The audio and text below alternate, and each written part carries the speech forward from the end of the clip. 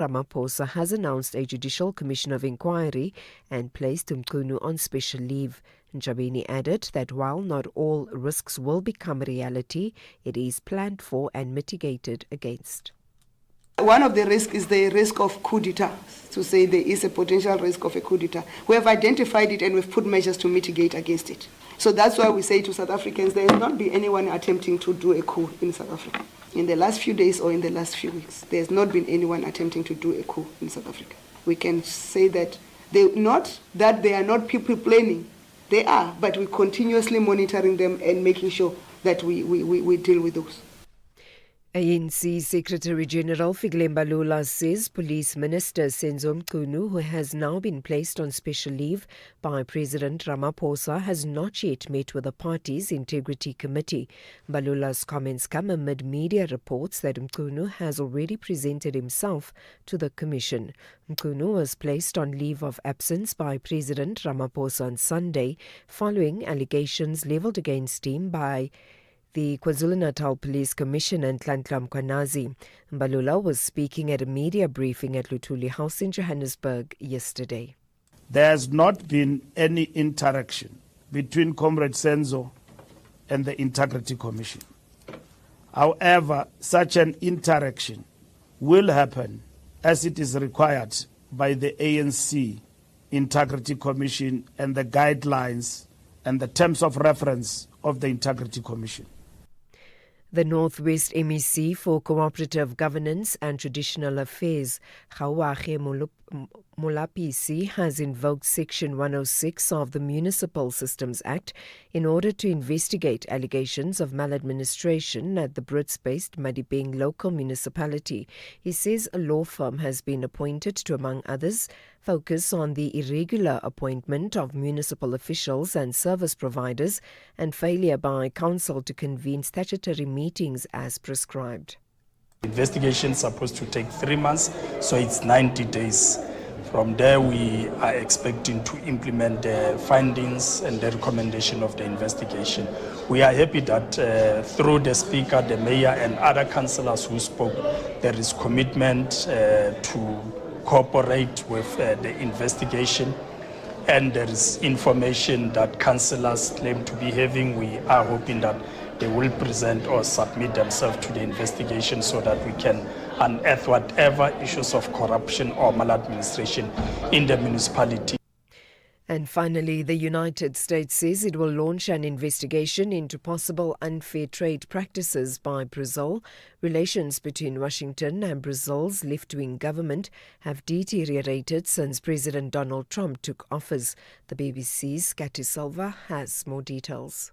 We've heard from the US Trade Representative Jamison Greer saying that they're going to be looking into Brazil's attacks on American social media companies and what they called unfair trade practices that harm American companies, workers, farmers and technology innovators. Now, certain things that we know that they're going to look into are things like digital payments, electronic payment systems, digital trade, access for US ethanol into the Brazilian market. It's all under what's known as Section 301, so it's different from those reciprocal tariffs. In terms of procedure, what happens now is we see this consultation period. We understand in September they'll make a decision. Recapping the top story, the South African Transport and Allied Workers Union is calling on road freight and logistics companies to stop employing undocumented foreign nationals as truck drivers. For SAFM News, I am Anne Musa. Stay on top of all meaningful, top trending stories right here on SAFM. Leading the conversation. SAFM, in partnership with SABC CSI and the Butongo Rhino and Lion Nature Reserve, will be providing a game drive experience for the Orlando Children's Home for our Nelson Mandela Day initiative. Tune in to the Full Circle with Bertha Chiruma on the 18th of July 2025, 1 to 3 p.m. Coming to you live from the Butongo Rhino and Lion Nature Reserve as we commemorate Nelson Mandela Day. SAFM, leading the conversations that move us.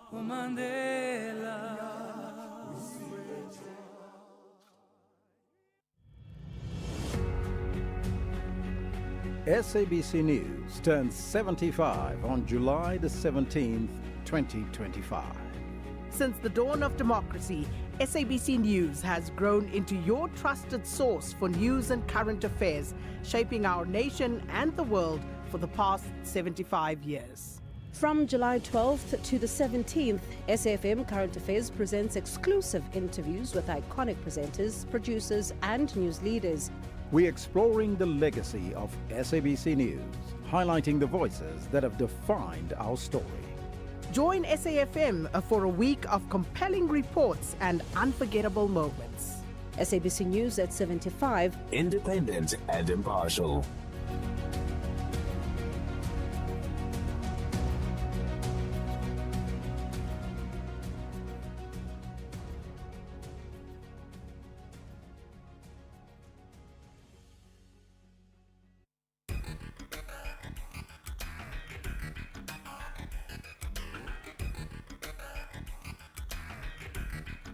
The Talking Point with Cathy Mohlahlana. Weekdays, 9 a.m. till midday.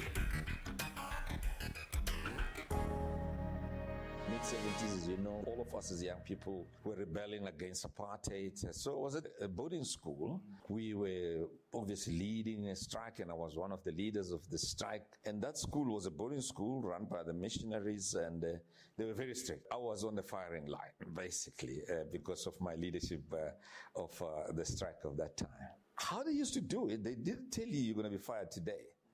They'll just call your parents. Your parents will come, and they've been told, come and pick up your son or your daughter because he's now been fired. I was called into the principal's room. When I walked into the principal's room, wow, there's my grandfather. Now I thought, whoa, man, I'm in real deep trouble here. Then after laying all the charges, he said, Maurice is fired. But if you can exercise corporal punishment, which is not allowed in the school at that time, they were not doing, you stand a real chance. And then she left. And we were looking at each other with my grandfather. And she said, you make the choice. If you're thinking now you want to go and work, I don't want to waste my money paying for your school fees, you choose now. Or I give you a hiding, so you make the choice. Here's my future without education, future with education. And the choice was clear in my mind. I said, look, I want to continue with my education. And then I said to him, no, I don't want to go and work now. So I'm quite prepared to take the punishment. He didn't hesitate. He stood up there and he asked the principal, give me a shambok, and then I was given it. It was painful, obviously. I was crying, but deep in my heart, I thought that's the best decision I've taken. And I think looking back now, and I like to say to many young people, sometimes you're at that crossroad. Your life is dependent on the choices you make and the decision you make. If you make wrong decisions, they can lead into a very poor quality life. Critical as a young person and as a young leader, quality of decisions you make determine the quality of life. Prof. Morris Khadebe is currently the head and director of Wits Business School with some important words of wisdom for us on this Wednesday morning. It's 11 after 9 o'clock. A very good morning to all of you. Welcome to the Talking Point. Thank you for tuning in. My name is Cathy Mohlahlana, and I will be with you until midday. Coming up on the show today, for the second hour of the show, we're going to get into Citizens Corner. We'll be unpacking the IEC report on the 2024 general elections and unpacking part of the overall findings of that report and just some of the issues that have been highlighted, at least for correction, for improvement going into the next election. Mosotho Moepe will be joining us for that conversation. He's the chairperson of the IEC. And then for the final hour of the show, we're going to continue with our Money Matters series and campaign. And today we're going to be looking at how we find relevant insurance solutions. And this is really to make sure that we're able to exercise what is the benefit is the best word, the benefit of having insurance and being able to claim. But what do we need to know about the claims process? What are the things that often result in claims not being processed? And what can we do when we have challenges with claiming from our insurance providers? So that conversation will be coming up in the second hour of the show. And then the final hour, or rather in the final hour of the show, not the second hour with the IEC. And then, of course, we'll also wrap the show up with our G20 series with Lerato Tsebe. Excuse me. So that's what you can expect coming up on the show over the next 3 hours. We'll start it off with the open line, as we always do. The number to dial this morning, 086 000 2032. That's the number to dial, 086 000 2032. On the WhatsApp voice note line, 0614 104 107. And of course, we'll be taking your calls. It is the National Roundtable. The number to dial this morning, 086 000 2032. On the WhatsApp voice note line, 0614 104 107. And you're all invited to be part of the conversation. So there's a lot, I think, for us to reflect on and to continue to unpack. Just overnight, there were concerns coming out of the minister's office, the minister in the presidency's office, Khumbudzo Ntshavheni, around, this threat of a coup that has been identified, that has been uncovered, and officials have been working to make sure that those that may have been planning a coup won't get far with it or won't succeed. Assurances that some of the big events the country's supposed to hold are going to continue without any incident. But at the same time, of course, it happens while the South Africa's security cluster is embroiled in scandal, to really put it mildly, and decisions really about what should happen next, I guess, is one of the things that officials are pressed with. We saw not only the announcement of this inquiry, a judicial inquiry into these allegations, but we have also seen yesterday then the Deputy National Commissioner Shadrack Sibiya being put on a leave of absence, which is something that he says is a process that he will respect, but is looking forward to the inquiry as an opportunity to put his side of the story and to be able to clear his name. So I think one of the things, and maybe in response also to something a caller has said this morning on the morning brief, is about how some of us as South Africans have been responding to the allegations that have been made, excuse me, by General Mkhwanazi. Yesterday, we also had protests taking place in KZN in his support. Among those there were, of course, I think the most prominent political party that I could spot was the MK Party. There were several civil society organizations and ordinary South Africans as part of that particular protest. One of the things about this moment that I've been thinking about and that has felt very familiar in terms of our country and what it is that we have been through is that this is not an experience we are going through for the first time. And as I went a little bit back into the history books to try and give my thoughts a bit more credibility, I was reminded of the Judicial Commission of Inquiry that was set up. It was now almost 21 years ago, 2004, established by the former President Thabo Mbeki, and its work was to look into allegations against the then Chief Prosecutor Bulelani Ngcuka, and he was accused of being a secret agent for the white minority regime at the time, and during all of that, he had to be suspended. Due process had to follow, and you can imagine it also came with the public campaign, and he was ultimately cleared of those allegations. One can also think of other individuals that have had to undergo similar experiences. You have the likes of Vusi Pikoli, also at the time head of NDPP. He was fired and suspended for pursuing corruption charges against very powerful individuals.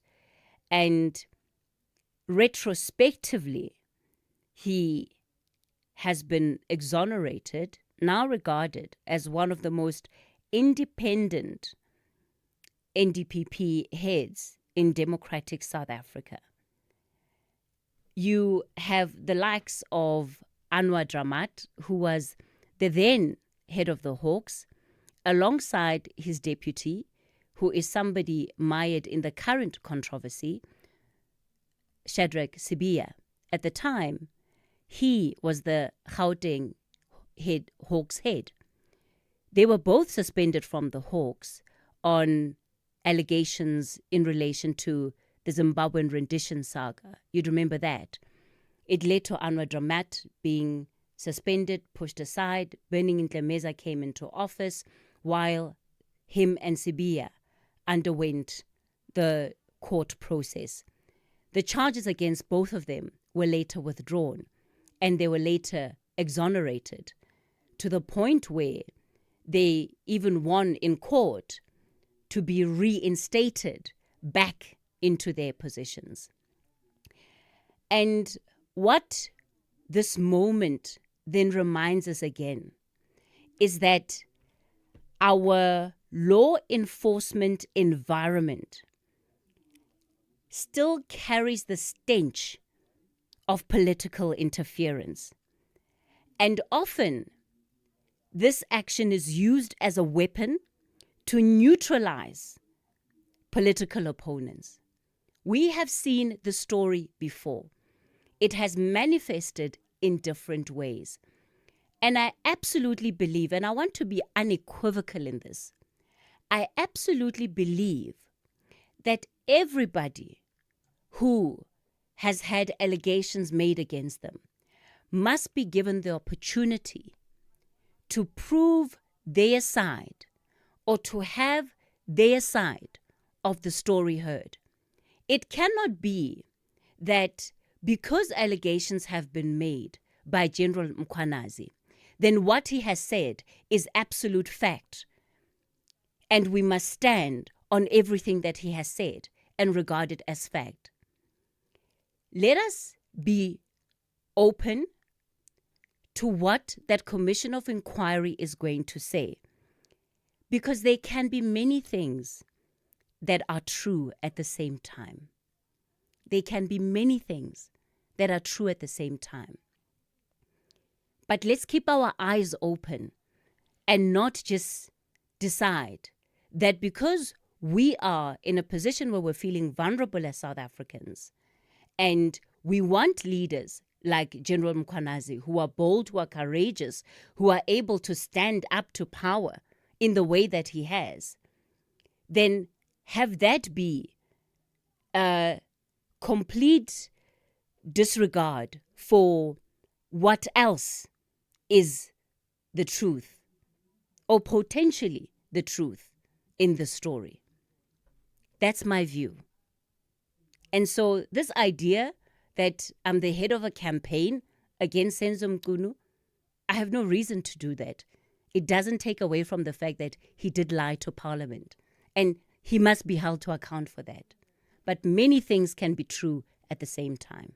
If you think you cannot afford a lawyer, think again. Clientele Legal has made professional legal services affordable for you. Whether it's a civil, criminal, or labor-related matter, we have a nationwide panel of attorneys standing by to assist you. SMS SAFM to 32195. That's SAFM to 32195, and we'll call you back. Clientele General is a licensed non-life insurer and an authorized FSP. Standard rates and terms and conditions apply.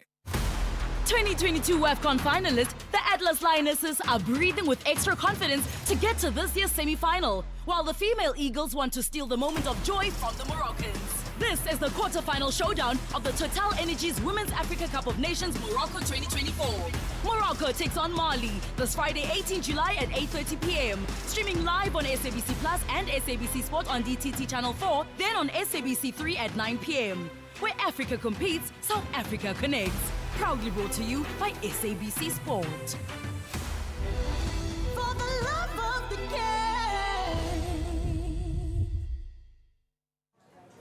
game. Temba, how do I check if I've been auto-assessed by SARS? No need to stress at all. Go to the SARS online query system dashboard, SOX. It only takes a few minutes. Really? Where do I find it? Go to the SARS website and then look for the SOX dashboard icon. Make tax matters your priority number one.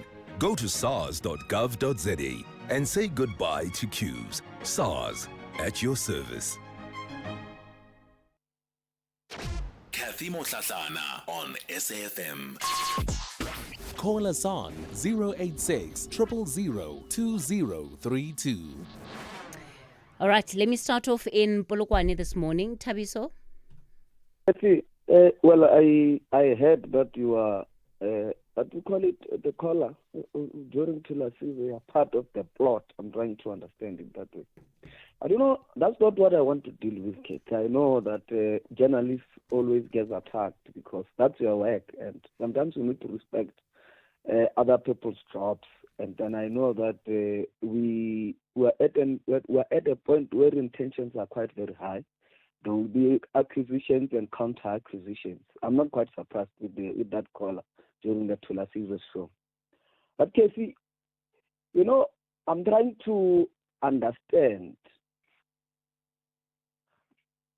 That for the past 2 or 3 days, when the president announced a commission, and I've been checking for the past 2 days, trying to check what would have been the best alternative, because most of us, if not all, have always been complaining about crime and police corruption, calling almost every day and all of that. So now, the country and everyone has been given an opportunity by the president through a commission to say, go into that particular commission here and let the evidence be presented, and let's find a solution to all these issues that people are struggling with, whether it's kidnappings and many other issues.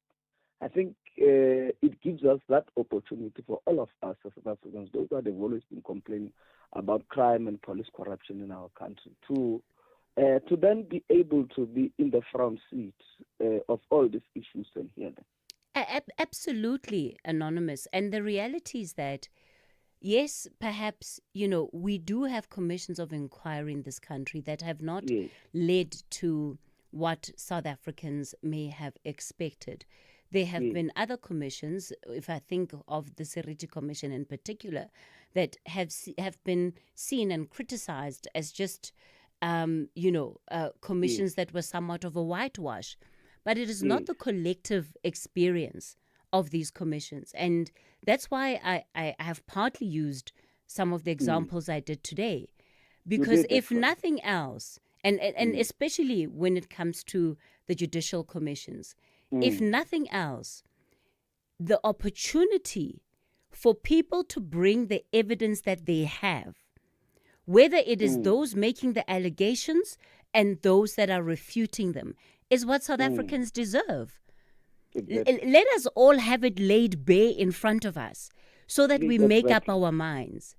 Exactly. But go ahead, Tabiso. I mean, you raised earlier on. Actually, you raised an important point. The 2004 commission that was established by the then President Beki. You remember the headlines? The headlines on a Sunday was that Nuga is a spy. Yes. Nuga is a spy. Yes. And the country we're just on our verge of celebrating about 10 years of our democracy in this country. We still had Mandela. Everyone, it was hysteria everywhere. So now the president at that time took a decision, no, this one is a spy. He's been working with the apartheid regime to, among others, kill the former freedom fighters and all of that. Just take a decision and just fire willy-nilly. What would have happened? when at the end of the day it was found, no, this one was not true. And if those that were there at that particular moment would go back and watch the commission on how questioning it was and how hectic it was, you would appreciate the work that the commission do in terms of unearthing and coming up with the truth, rather than our own perception. Because I believe that in South Africa, you just have people who have made it their work just to refuse everything. Let me say it lastly, Keith. You know, the major problem that we're dealing with in this particular country is that people just want to refuse anything that is geared towards resolving all these challenges. But I can say there is in no way that those who have corrupted the police will not go down without a fight. There is in no way.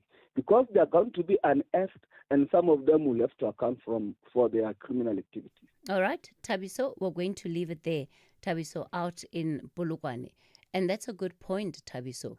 Yes, we've been complaining about corruption in the police, but let's not make our minds up about who we think the corrupt are and who we think the clean are. Let's be cautious. Let's reserve part of that judgment for when we are sitting with the full facts in front of us. Yanga, you're in Rosebank. Good morning. Good morning, Osketi. Good morning. Osketi, indeed, I fully agree with your previous caller. And for me, Osketi, I don't have problem with people who are supporting Ntanhla Mkhwanazi. Fair enough, he needs our support. But I'm a bit worried about the form and shape, this support it is taking. The marches, hands off Mkhwanazi marches, and so forth. I think they can lead to something else, Because, history tells us, you remember how the July unrest started, where people were mobilizing on social media to say, hands off Zuma, this and that. And we know what happened. So imagine the commission comes back to say, well, we find nothing against Senzo Mchunu, God forbid. Now, people have already said, well, this commission, it is a cover-up. And the commission comes and says, well, we find nothing against Senzo Mchunu, but contrary, we think General Mkhwanazi must be investigated for one thing or the other. Can you imagine that situation of Cathy? What these groups will do? And they're going to go on the street and said, well, we knew that this is a cover-up. Now Mkhwanazi is being victimized. That is my worry, to say I'm not worried about the support, but can the man himself, General Mkhwanazi, just come out to say to people, guys, please, not in my name. Let us come down and give the process a chance, because it can really go out of hands very quickly. Yanga, the point that you're making is really, it's such a big one. And I was reading a report, I just forgot the publication, but they had looked at some of the social media posts and campaigning, and what they found was that part of the posting actually hasn't been organic, that there have been particular accounts linked with the July unrest, by the way, that have been pushing. It was, in fact, I think, linked to comments I made last week about threats of a coup. And all of these are all things that should worry us as South Africans. Of course, we can't get caught up in this euphoria of, these are allegations, they must be investigated. Absolutely. There's no disagreement. But there must be, there must be places where we draw the line as well. And I do hope those, who are in authority are really taking a close look at this scenario. Okay. Yanga, we'll leave it there. Let me take the latest headlines. Good morning, I'm Anne Musa. In the headlines, the presidency says it's concerned about the DA's persistent campaign against South Africa's national interest and its posture of trying to embarrass the country since the appointment of Mcebisi Jonas as the presidential special envoy in the US. The South African Transport and Allied Workers Union is calling on road freight and logistics companies to stop employing undocumented foreign nationals as truck drivers.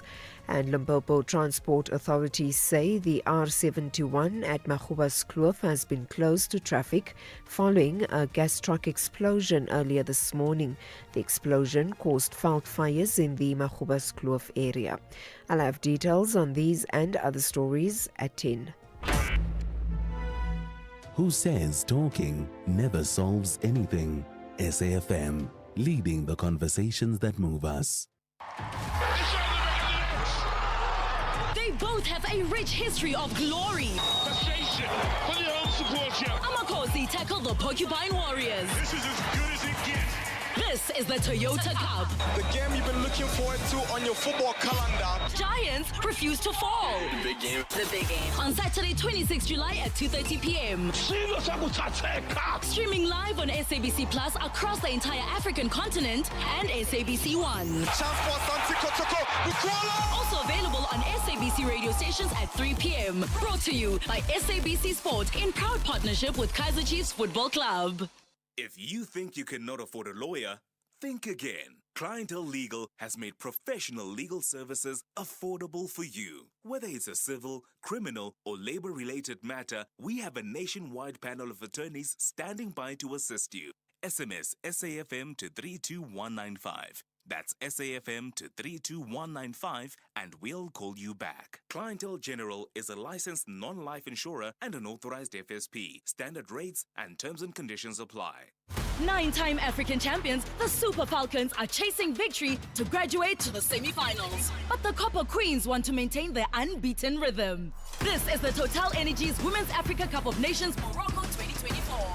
Catch Nigeria versus Zambia this Friday, 18 July at 5:30 p.m. Streaming live on SABC Plus, S3, and SABC Sport on DTT Channel 4. Where Africa competes, South Africa connects. Proudly brought to you by SABC Sport. For the love of the game.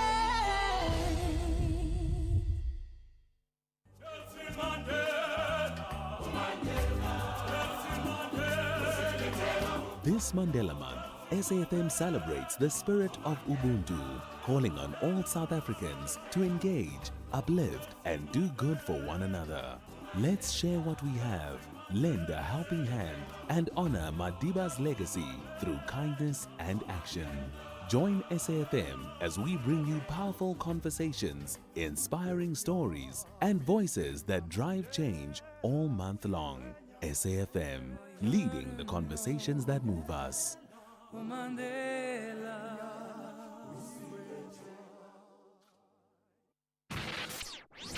The Talking Point with Cathy Mohlahlana. Weekdays, 9 a.m. till midday. Hey, Cathy, that's what happens, when you take the intelligence department.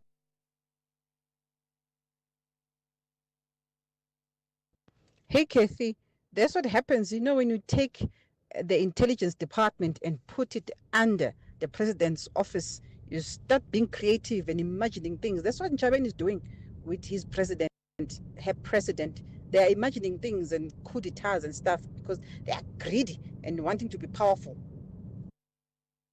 Hi, Cathy and the SAFM listener. Cathy, why didn't the government, trying to make something better by, introducing agriculture to the people and, maybe a medicine, I can say that, so that the people, when they go into the clinic, they're not going to queue on the line. They will just find in a doctor waiting for them. Instead of keep on saying every year they hiring more police, but there's no different. The crime still keep on going up and up.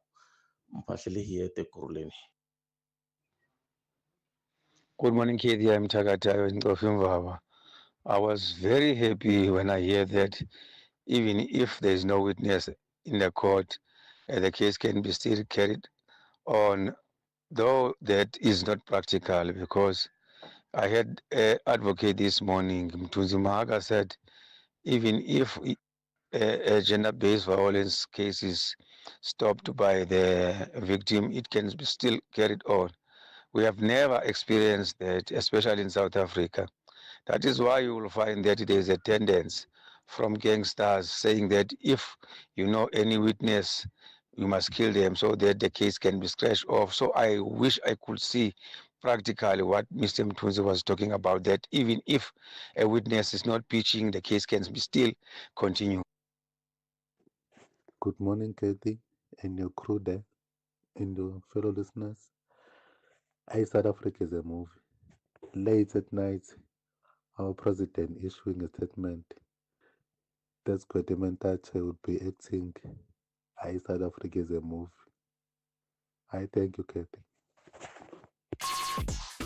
Call us on 086 000 2032. All right, I'm still taking more of your calls. Let me go to Bonakele in Cape Town. Good morning, Bonakele. Very good morning, Cathy. How are you? Wow, Bonakele, go for it. Yeah, you see, I've just told your producer while you were explaining about these commissions and mentioning the name of Mohlahlana and what really happened. I actually wanted to cry. I was very emotional, you understand? So this actually tells me something that whatever that is happening right now, as you have already explained, it requires people who are sober-minded. This must be done in a manner whereby we're not going to see more bloodshed, so to speak. And especially with regard to what we've just explained regarding the case of Umkhunu, and with the president appointing a commission, people of this country must really think twice, or I don't know, what should I say? But by the way, it actually requires people to understand and wait for whatever that is going to come up with. But I know, we have a tendency of this favoritism, so to speak. And so whatever that is said, immediately people will come up and say, this is what must happen. Not giving a chance whoever who's going to investigate and deal with that issue. So it actually worries me. And if you look at all these issues, it's black on black. This bloodshed, people of this country must really come to an end. We are really angry people. I'm referring to black people of this country of ours. Please, thank you very much, Cathy. Okay. Yeah. All right, Bonakele. Bye-bye. An important word Bonakele used there is to be sober. Let's be sober about part of the approach to the matter. But let's also be truthful, right? Sobriety doesn't mean that we mustn't be truthful. Churchill, you're in the Eastern Cape. Good morning. Good morning, Cathy. Churchill, I'm great. Go for it. Yeah, look, Cathy, I've been listening to the speakers that have been making their submissions and contributions, and I understand where they're coming from. And we must be sober. But I think at the same time, let's look at the gravity of the situation. Let's understand how South Africans are feeling. This has been going on and on and on. And when you look at the ANC, they always defend their own.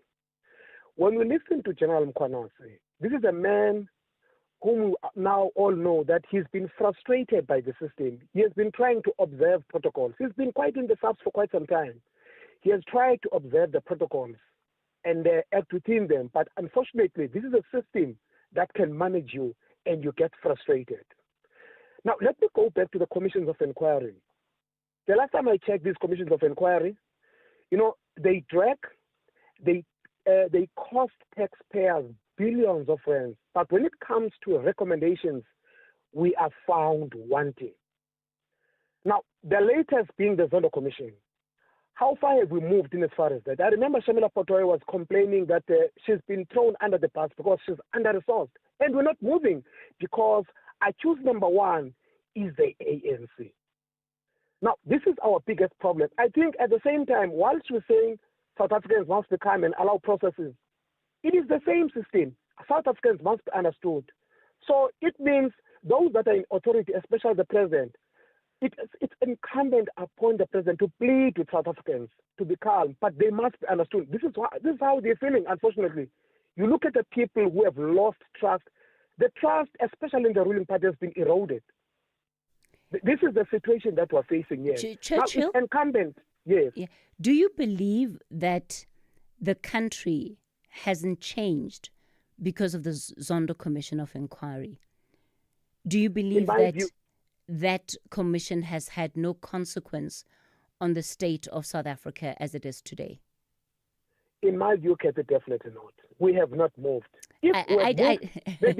Go ahead, yes, go ahead. If we have moved, maybe it's an inch. I mean, it's a small percentage. Because, like, when it comes to these recommendations, South Africans are watching. We are not moving. We're just not. Look at the Integrity Commission of the ANC. You know, those people have been cleared there. Well, we don't know how their processes work, but unfortunately, this is trust that has been eroded here. This is what we're dealing with here. And now, hence, I'm saying it's up to the authorities. Yes, we're appealing to people, but now think of a situation, Cathy, at your workplace whereby you need to observe protocols. But unfortunately, it's the very system that is frustrating you. When people are frustrated, this is how they react. That is very unfortunate. Let me make another example. For instance, Churchill, yeah. Yes, charges have been laid. Yeah, go ahead. Against the minister.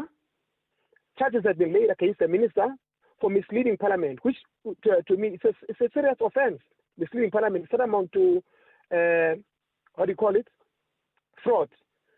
Against another Minister of Education. Now, what we expected, this should be parallel processes, is for the NPA to move, look at the evidence, because Sharon Connors had said he has got evidence.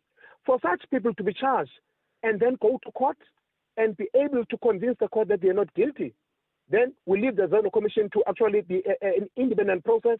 But now that people have been charged, remember we've got a precedent here whereby Tony Yangeni was convicted of such crimes. That's what we're expecting here. We expect movement, especially in those bodies that are entrusted with investigation. Churchill, I don't think that anybody would disagree with what you're saying, that allegations can't just be left hanging. And the police must do their job, which is to investigate matters. I don't agree with you when you say that the country hasn't moved since the Zondo Commission of Inquiry. I think one of the biggest consequences of the Zondo Commission of Inquiry is that the ANC no longer holds the majority. And as you phrased it, the ANC very much being seen as accused number one in that particular inquiry. And I guess part of my considerations this morning are around the fact that politics still very much seems to influence how our law enforcement does its work. And that is something that we should be looking to deal with and to uproot. It's there in our history. The Zondo Commission touched on it as well. There's nothing today that suggests that there have been any meaningful steps done to depoliticize our law enforcement of the political factions that exist in our country. King, you're in the Northern Cape. Good morning. Thank you for taking my call, and thank you for the great show, Sis Cathy. I wanted to chip in my views on the matter at hand, and say we should not let history, or rather we should let history be a guide. I do think that the lack that we have as South Africans and the government is intensifying on the intelligence. If you recall, there was a gentleman called Brad Keble, Glenn Agliotti. These are people that also tried to infiltrate our systems. I think that should have been, a wake-up call to say we are intensifying intelligence. We are not caught sleeping. As we speak, we have a wife of a former Minister of Intelligence. I think that gentleman's name was Cwele, who was found guilty on transporting drugs. And the minister said, no, he did not know anything about the wife's operations. That simply tells us that our intelligence agencies are not doing what they are supposed to be doing. I do agree with people that says that Mr. Mkwanazi, maybe the approach that he used was not appropriate. However, I also think that we should take our hats off for him to actually have the guts to unveil what is transpiring behind the closed doors. Thank you, Skete. All right, King, thanks for that perspective. Anonymous, you're in Riverlea and you want to talk about something completely different. Good morning. Morning, Cathy. Cathy, I want to talk about the social grants. You know that this verification process of SASSA has caused untold misery in the community. They come onto the radio and they say they send SMSs and they contact people. They never did that, Cathy. They just stopped your money. I'm 68 years old. I went to go and sit in a queue in the Villiers Street at 5 o'clock in the morning to do verification on 2 occasions. Nothing's happened. It's got a ripple effect.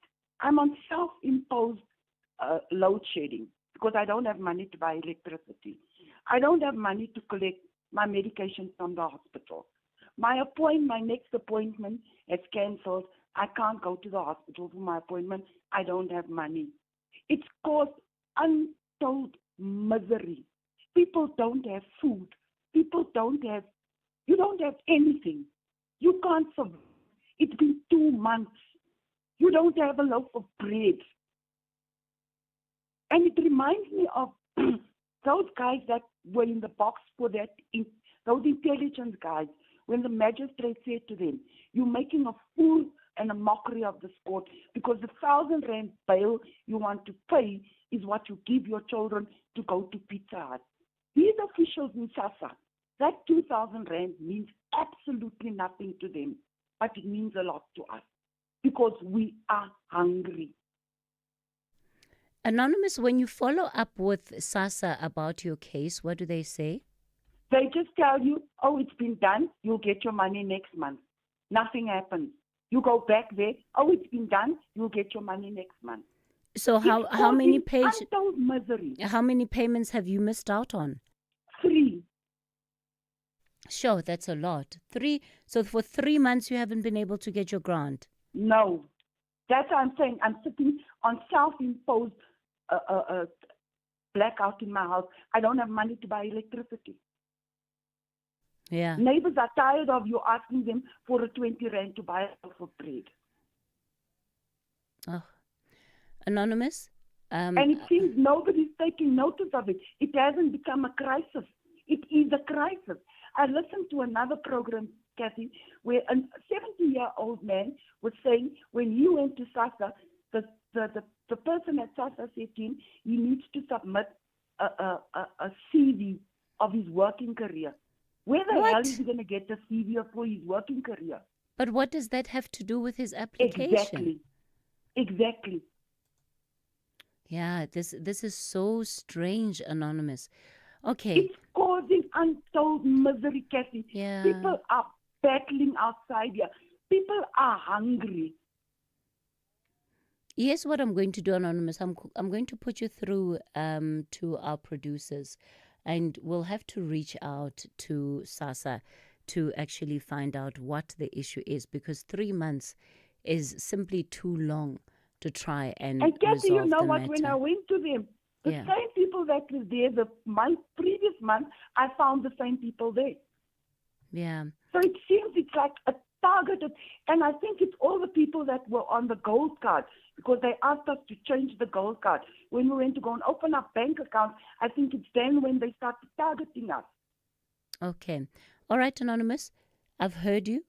I'm going to put you through to Kanya. She'll take your details and get more of what has happened in the matter. We'll reach out to SASSA and also try to find out how widespread this challenge might be.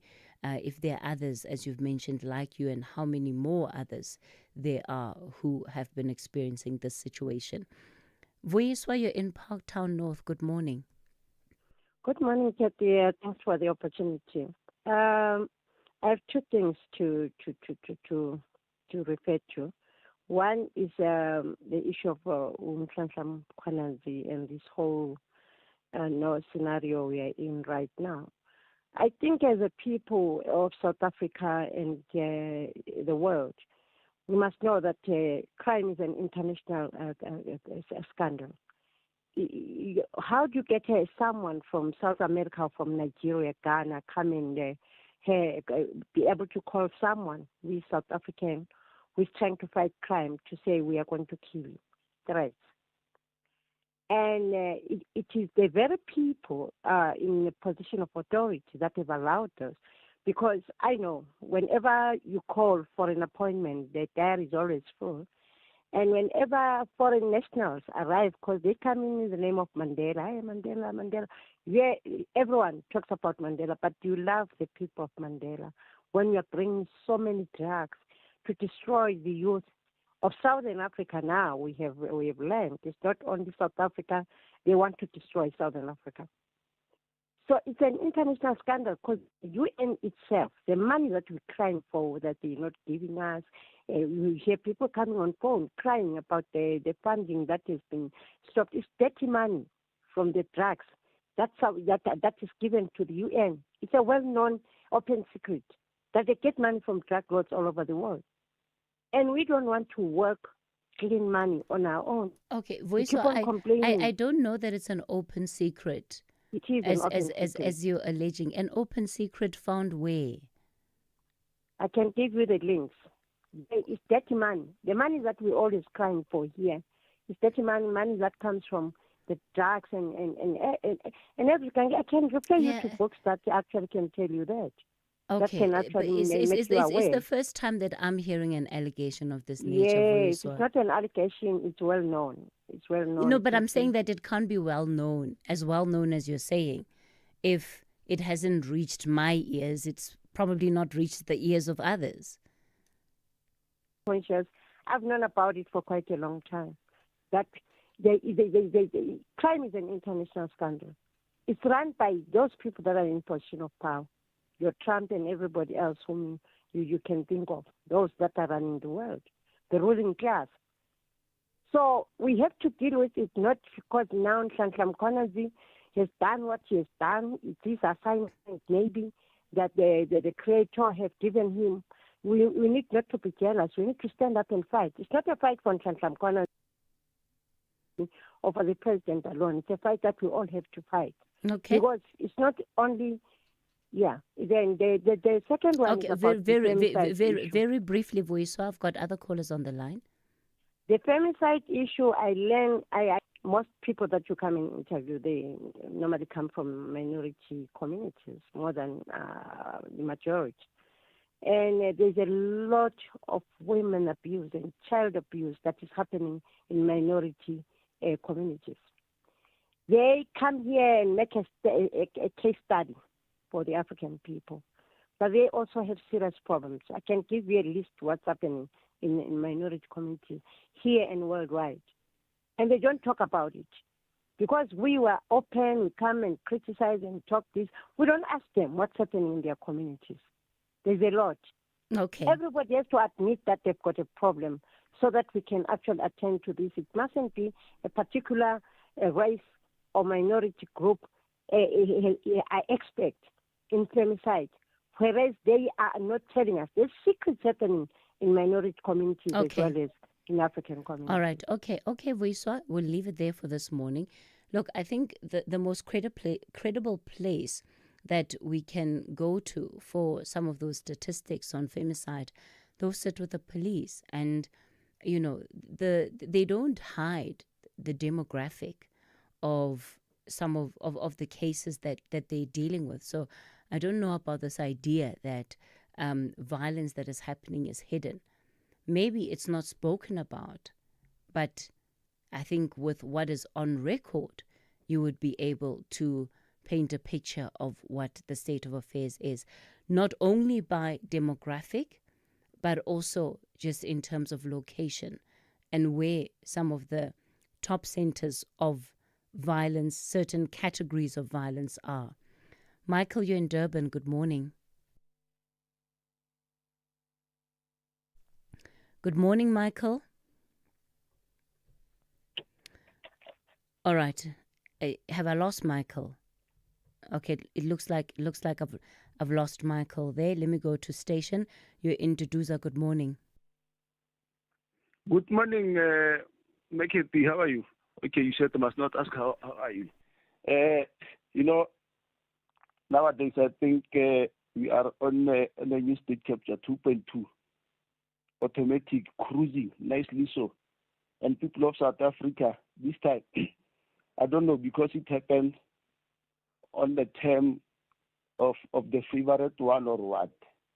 We are too blinded that we are being so denial to accept and or to see what is happening right in front of our eyes. We are trying to defend it and to justify the deep corruption. Who is trying to defend what, station? No, us, most of us South Africans, I'm always listening to the radio. Some of them, they are defending that, no, but this thing, onto Mukhariji saying, what if there is nothing wrong? What if there is something? You see, we don't even need to get there. I mean, the only thing that I'm saluting with Mr. Tumamena did, it was to go for the commission of inquiry, because I now believe it's gonna reveal so many things, of which some of them we are not even aware. I hope it will not be cooked like that one of Zondo Commission, whereby now, for my personal point of view, the Commission of Inquiry for State Capture, it was just one-sided. It was for Jacob Zuma and those who were during the Jacob Zuma regime. But even after this, why some of the people that were being alleged to have committed fraud and crimes, nothing was being done with them. Just for that, because the main thing that we wanted, or that was wanted by then, it was one person and one person only. So the reality, station, is that if we go into a subject and into a matter already with an idea of what it is that we believe, and we're not open to seeing something else, then we'll have that view.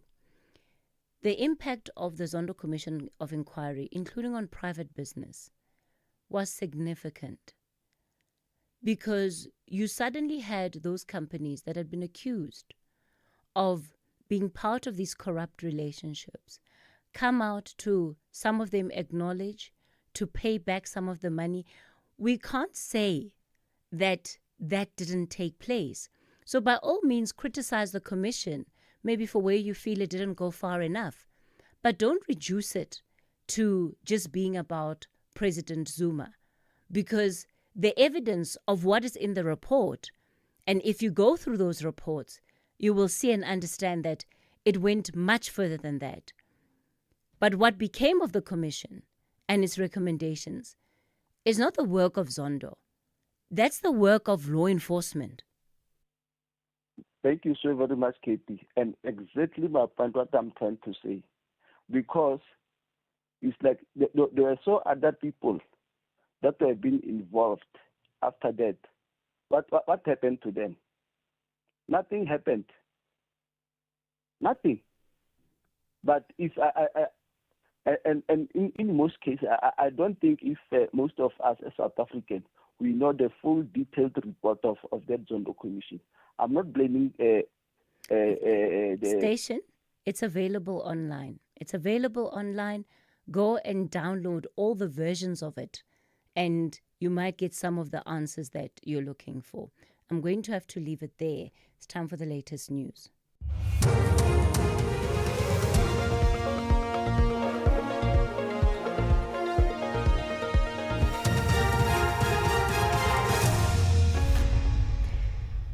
In our top stories, Presidency condemns DA harassment of Special Envoy to the US, and Satau demands a clampdown on illegal foreign truck drivers. Good morning. The Presidency says it's concerned about the DA's persistent campaign against South Africa's national interest and its posture of trying to embarrass the country since the appointment of Mcebisa Jonas as the Presidential Special Envoy to the US. The Presidency has cautioned the DA after it claimed the US rejected his credentials and that he is unable to perform his role.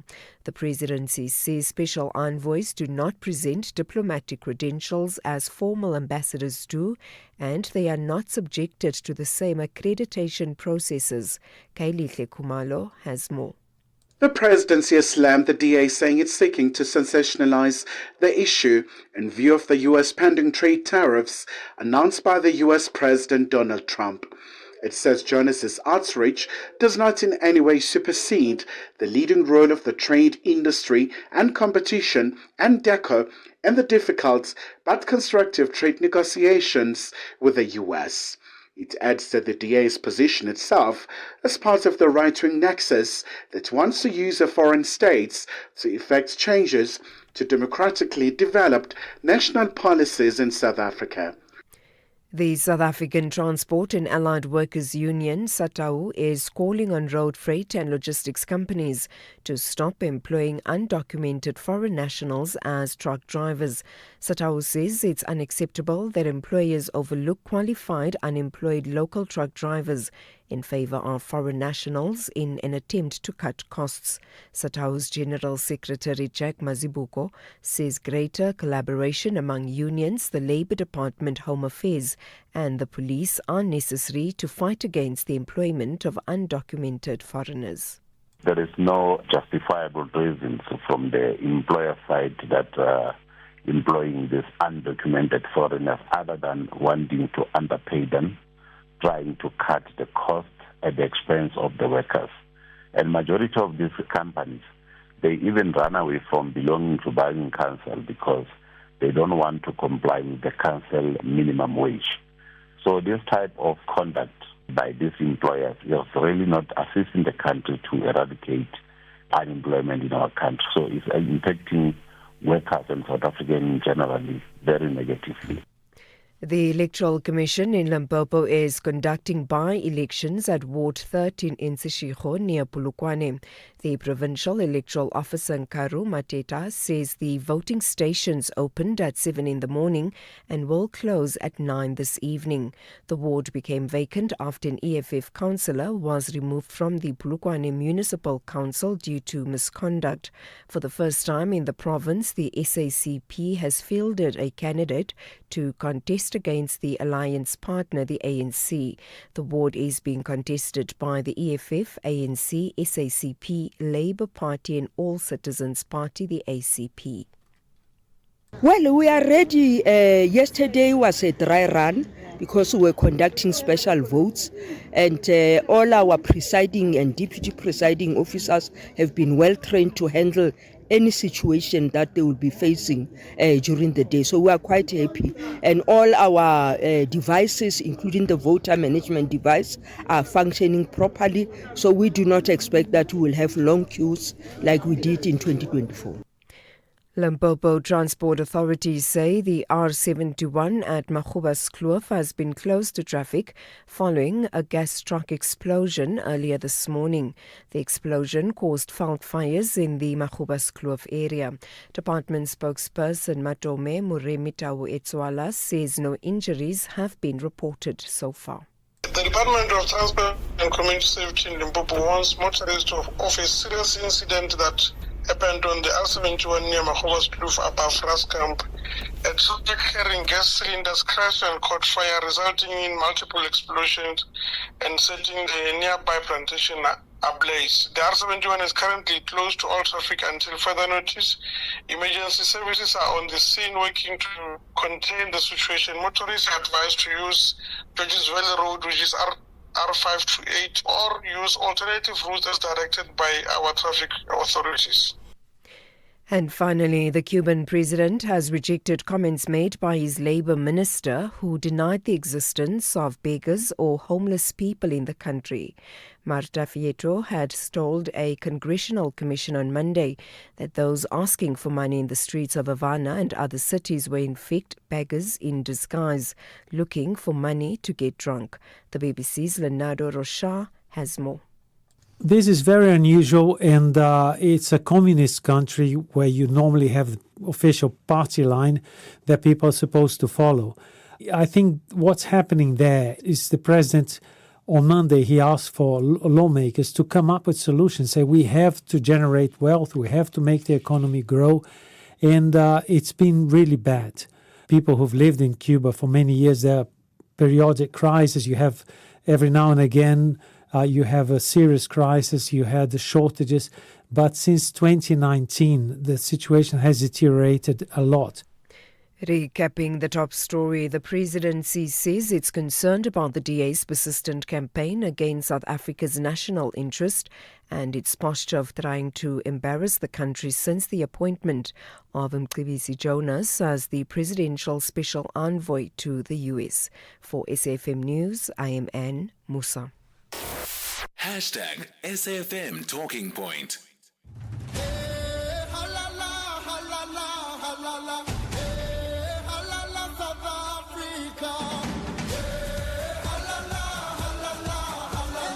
Hi, my name is Andy Dlamini, goalkeeper of Mamelodi Sundowns and Banyana Banyana. If I received 10 million to stop being a goalkeeper and become a boxer, no, I don't think I would do it. Flying the flag high is something that I carry in my heart. What do I like about SABC Sport? It caters for all, rich and poor.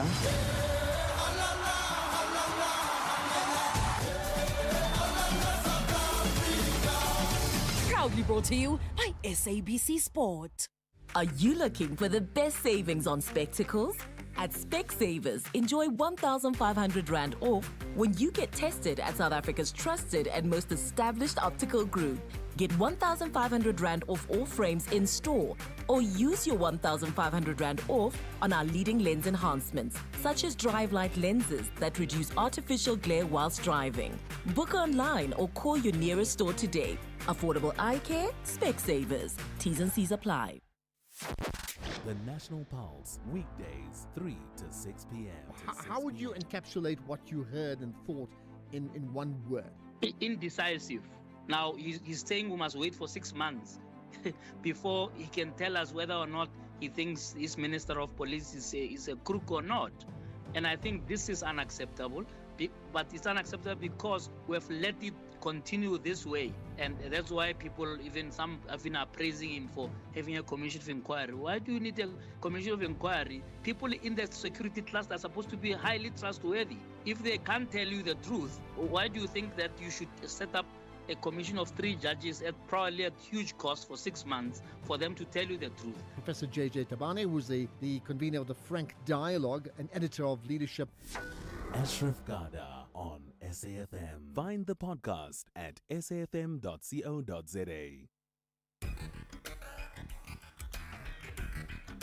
The Talking Point with Cathy Mohlahlana. Weekdays, 9 a.m. till midday.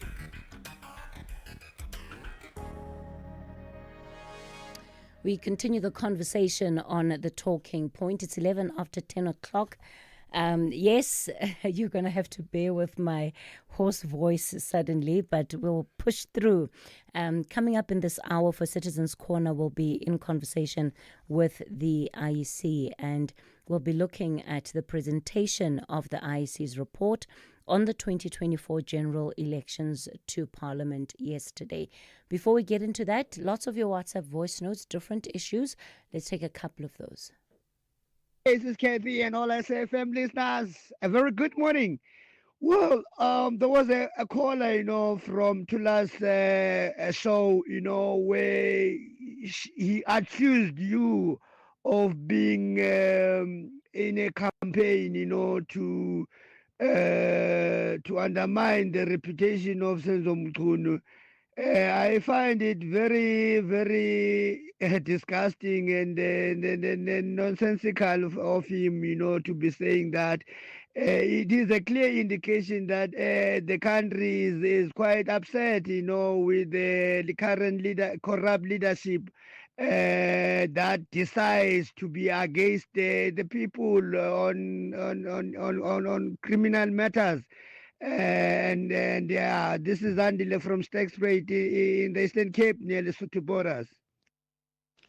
Good morning. Good morning, Cathy and SAFM listeners. I think about General Mkhwanazi and the people who are singing songs that we must lay off the hands from him. Procedurally, if he did something wrong according to his contract, he has to also be brought to book. Part of the media briefing that he had, if that is wrong, they must follow the HR prescripts and call him to book, even though he might have done something good or he might have been good in the KZN. But in this instance, if he has done something wrong, he must be called to book, unfortunately. Slayelo Polokwane. Hi, Cathy. Speaking to Tsepo here from Togoza. Cathy, I want to speak about this system of how are we electing our leaders in leadership in politics. Remember Professor Sibatifo and Dr. Fanzay Slabat. We will never listen to those two gentlemen when they talk about this system of how are we electing our leaders. Electric system must change. When are we going to do this? So that we can change the system of choosing our leaders. So that we have to do this in order to take ANC out.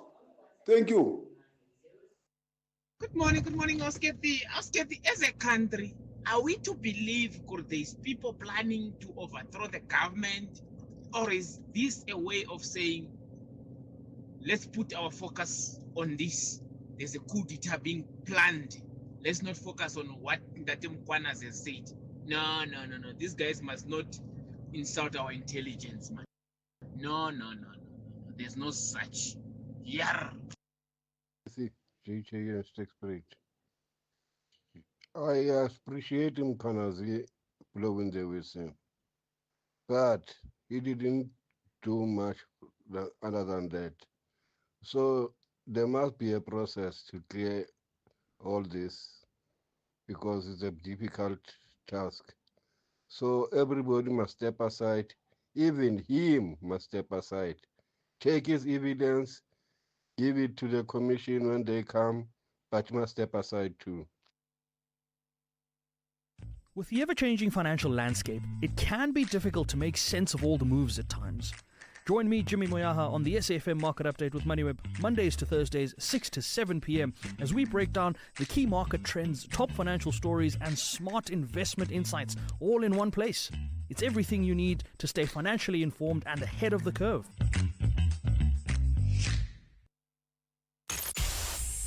The Talking Point with Cathy Mohlahlana. Weekdays, 9 a.m. till midday. Well, the IEC has presented its report on the 2024 elections to Parliament, where they spoke about some of the challenges that they faced in last year's elections. These include some technical issues. They include matters on social media, disinformation, misinformation, issues around their devices, but I think also followed by very strong support and praise overall for an efficiently run election. Joining us for this conversation is the chairperson of the IEC, Mosotho Moepya. Mr. Moepya, good morning to you. Thank you for your time this morning. Thank you so much, Jesse, and good morning to your listeners. Of course, it always feels strange speaking to you when we're not in the middle of an election cycle, right? I think so, but it's always a good thing. Yeah, absolutely, because your work, of course, continues nonetheless.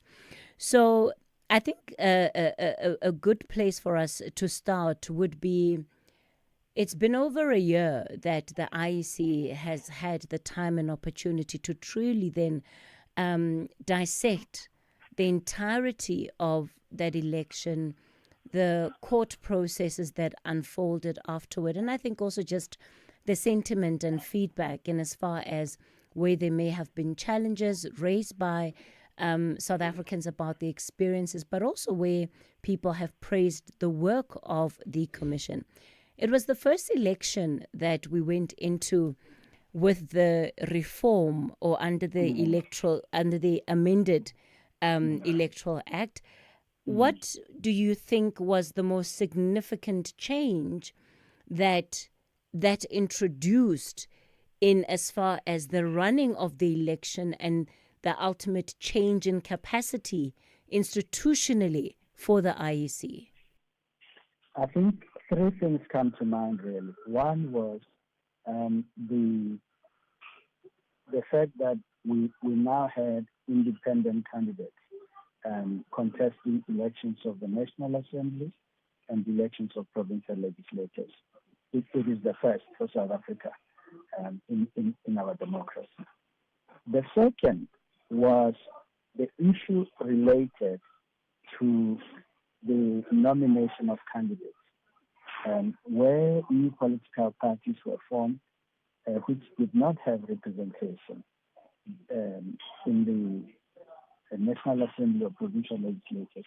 They needed to have a certain amount of signatures supporting their candidacy. And this was also the first thing and proved a little tricky, so to speak.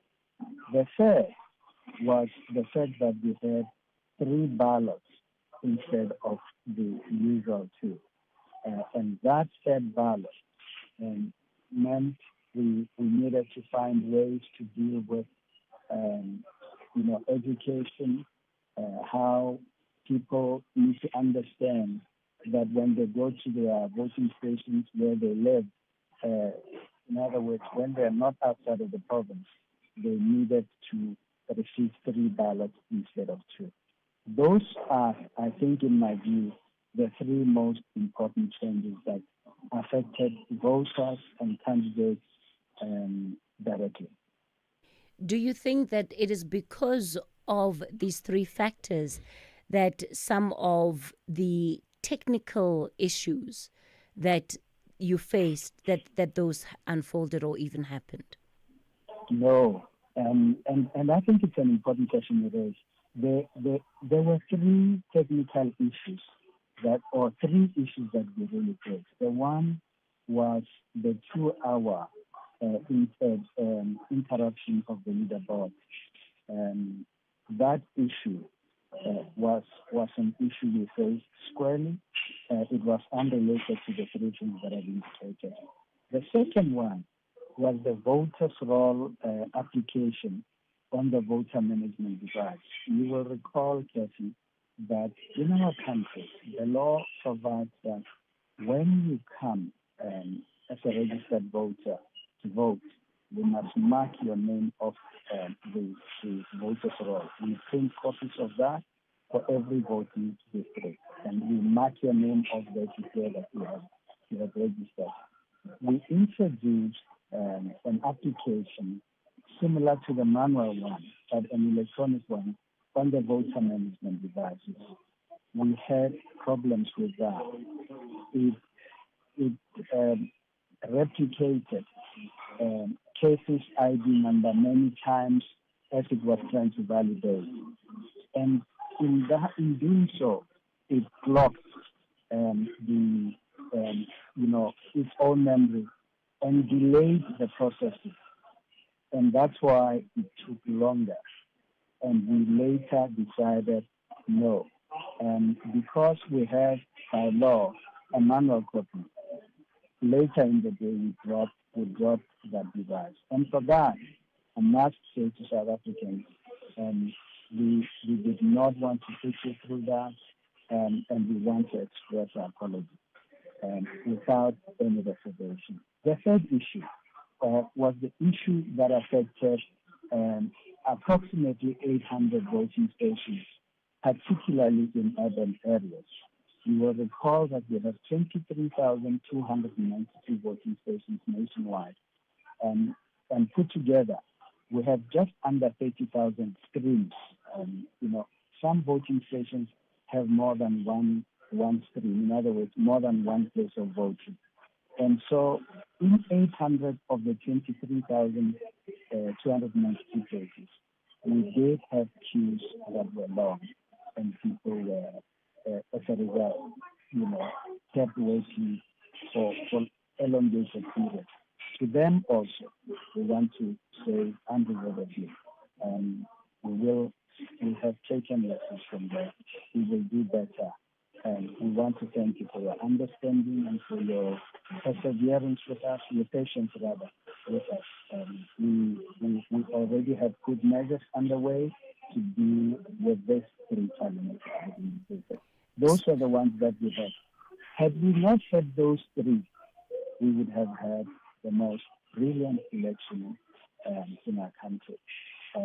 The fact that we did have does not make us proud, but everything else worked like a charm. When we look at the issue that you've touched on very briefly there around the voter management devices, because that was ultimately also part of what contributed to the long delays.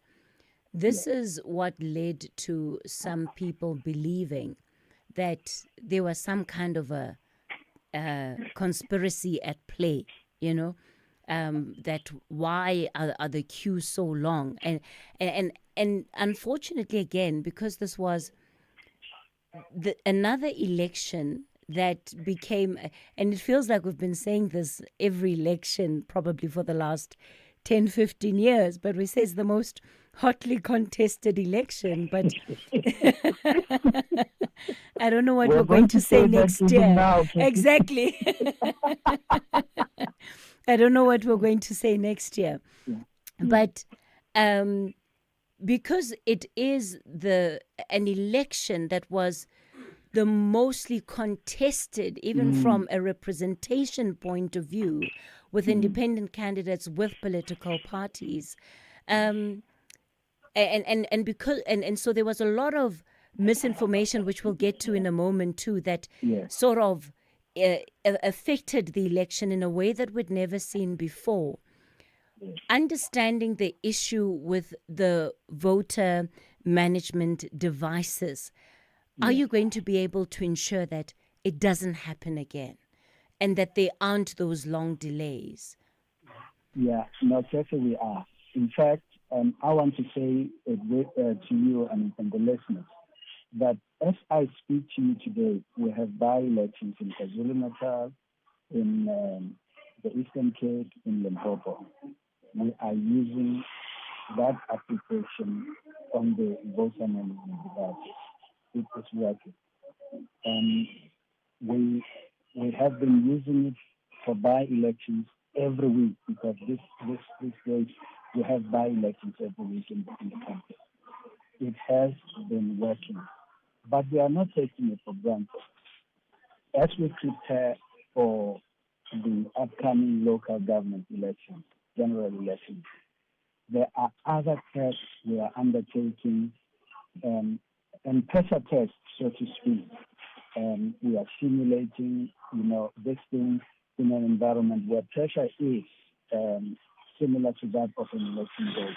And we want to ensure that we do not have this hassle again. And it is not a thing we are proud of, and we want to redeem ourselves. The issue of the voter management devices, did you find that there was any link when it comes to the delays with part of what we saw in some provinces? I remember KZN in particular, where there were allegations of interceptions, either of the delivery of ballot papers or people who were storming areas in which votes needed to be counted?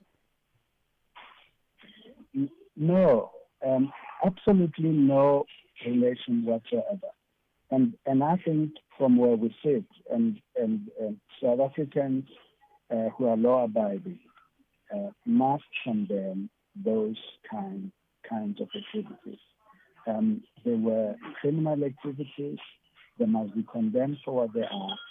For our part, we have reported these matters to the law enforcement agencies because there was no reason for anyone to go into our storage areas, to want to break in there, to take our staff hostage, to follow our trucks and staff. And these were clearly elements aimed at either intimidating or committing crimes, which this nation should never be proud of. We're in conversation with Mosotho Meba, the chairperson of the IEC, and reflecting on the report that they presented before Parliament yesterday on the elections. I'll, of course, be taking some of your calls and voice notes for him. The number to dial for the studio line, 086 000 2032. That's 086 000 2032. On the WhatsApp voice note line, 0614 104 107. So the other big thing, Mr. Meba, that you noted in this report was the role that social media and online media is now playing when it comes to destabilizing the electoral environment. I think that's the best way that I can phrase it, because ultimately the actions that we're seeing or that we saw last year had the result of destabilizing the process. Yes, and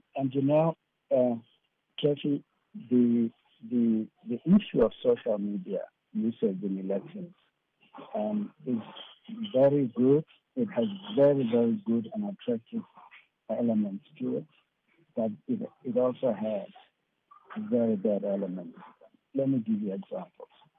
When, before the advent of social media, you struggle to find ways to communicate emergency procedures just on the touch of a button. We used to send SMSs, messages like that, or emails and things like that. We now all right, send them Mr. Meba, I'm going to ask you to see if you can't move around a little bit, because the quality of that connection is just deteriorating as this interview continues. We're going to continue the conversation with Mosotho Meba. We'll do that on the other side of the 10:30 news headlines. Thank you, Cathy. On the news headlines on SAFM, I am Ondelambana, and a very good morning. Parliament's Police and Justice and Constitutional Development Portfolio Committees have just over a week to come up with a plan on how to deal with issues of national security. The presidency says it's concerned about the DA's persistent campaign against South Africa's national interest and its posture of trying to embarrass the country since the appointment of Mcebisi Jonas as the presidential special envoy in the US. And Rand Water has assured Gauteng residents that repairs on its pipeline remains on schedule and will be completed on Friday.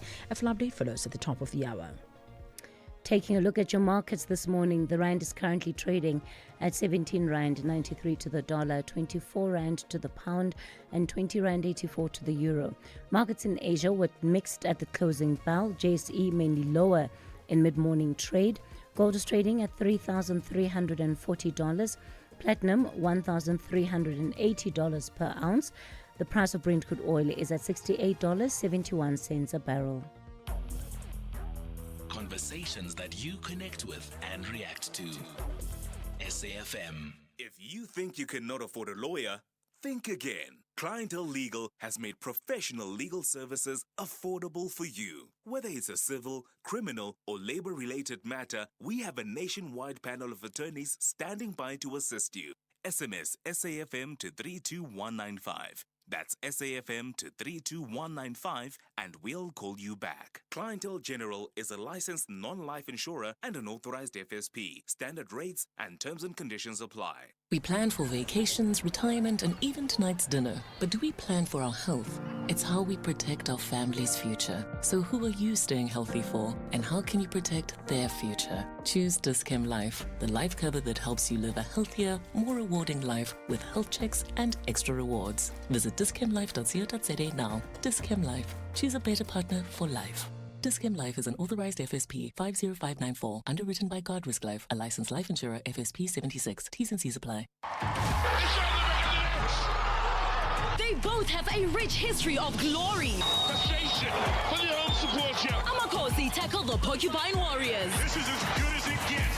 This is the Toyota Cup. The game you've been looking forward to on your football calendar. Giants refuse to fall. The big game. The big game. On Saturday, 26 July at 2:30 p.m. Streaming live on SABC Plus across the entire African continent and SABC One. Also available on SABC radio stations at 3 p.m. Brought to you by SABC Sport in proud partnership with Kaizer Chiefs Football Club. SAFM, in collaboration with the Standard Bank Joy of Jazz, brings you the Jazz for Young People concert happening at the National School of the Arts on the 26th of July 2025. Tune in to Seasons and the soundtrack of your life, broadcasting live. This unique event is a powerful celebration of youth, creativity, and community spirit. Bring the whole family to enjoy a wonderful day of world-class jazz from young musicians, curated by Zoe Mudicha, featuring National School of the Arts Band, Willow Crescent Magnet School of Music Band, Biko's Manor, and many others. Have fun while doing good. Tickets are available at Quicket for just 80 Rand and 50 Rand for kids under 12. SAFM, leading the conversations that move us. Cathy Mohlahlana on SAFM. We continue the conversation on the talking point. Mosotho Myepe is still on the line, chairperson of the Electoral Commission. So, Mr. Myepe, the question I was asking you was around misinformation and online platforms and sources and accounts that were very key drivers of some of the sentiment that was used to try and influence public opinion in as far as the credibility of the election was concerned. Yes, I was saying social media, I'm afraid, is used in elections widely now. And I imagine you can't be planning an election without planning on how you deal with social media. It is used for both good and bad purposes, unfortunately. And we find that it offers, on the good side, the cheapest and easiest ways of communicating speedily. But it is also used, I'm afraid, to discredit processes, to spread malinformation, misinformation, and disinformation. And such information can, in fact, harm the very credibility of the elections. And that's what we need to get against in elections. And that's why when we plan elections, we certainly have to deal with it. How are you planning on dealing with this problem? We, in South Africa, for the last at least 10 years, we've incrementally worked on a program to regulate it, to work with social media platform owners, with media, with lawyers working in the space, to find ways in which we can police it and deal with the issues, but also to disincentivize its abuse by having penalties through the code of conduct. That's what we are trying to do. We need to continue to find ways of dealing with this, because those that are using social media are advancing every day, so to speak. Part of what seemed to make your work difficult in that regard was that you also had members of political parties drive some of that misinformation online. One got the sense that the IEC was reluctant, at worst cautious, maybe in terms of how it should publicly be dealing and responding to those matters? Are you going to be treating it differently in future elections? Yeah, we really, want to look at doing the most important things most importantly. Our duty is to manage elections, and that we need to put first. But we also need to see what are these kind of things that are being done to disrupt that very same duty. And in that respect, I must say, we have treaded cautiously, but we have over the years now established baselines, and we will be regulating more strongly and taking action most clearly when violations are conducted. We have to send out a message to say these things are not okay to do, and they must not be tolerated. We will do education on the one hand to ordinary voters, because even ordinary voters can violate the code of conduct that we have for elections. So we'll have to do that, but we'll certainly have to do it for all the political parties that are involved in contesting elections. One of the things that you have been venturing in the public, in Parliament, and I think in a lot of the spaces that the IEC has been given platforms, is the question on online voting and whether South Africa needs to move to an online voting system. Where does this report place that conversation?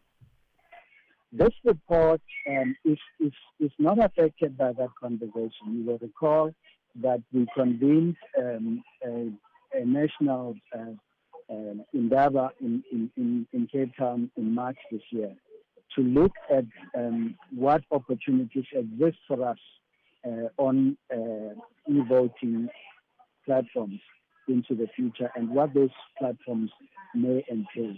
We were not in any way suggesting one or the other. We were simply getting a discussion underway. That discussion continues as we speak.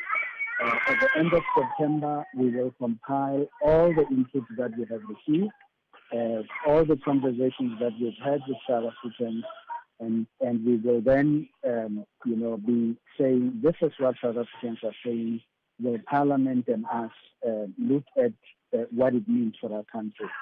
If there's appetite to look and investigate more one or another form of electronic voting, we will do so.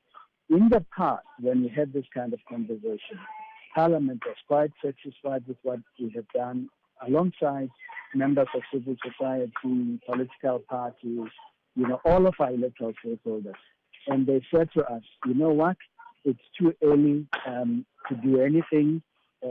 We are satisfied with what the developments are around the world. Do nothing for now except to continue looking at this and come back again at a future point. That's why we went to have this endeavor in March, because we have done some more work, and there are many opportunities. There are also many threats, one must say, that we will need to look at. That's where we are. For the upcoming local government elections, we want to also be very clear that there will be no electronic voting involved in those elections. All right. When we talk about it, we'll talk only about it. Mr. Tu, we're going to have to let you go, unfortunately. I'm grateful. I understand that he is at the airport about to catch a flight, and so that's why we have that really bad connection. I apologize to you as our listener, because there's of course a lot more that we still wanted to get out of that conversation, and also give you the opportunity to ask some questions to the IEC. Perhaps we'll have them on a different day when things are a bit calmer.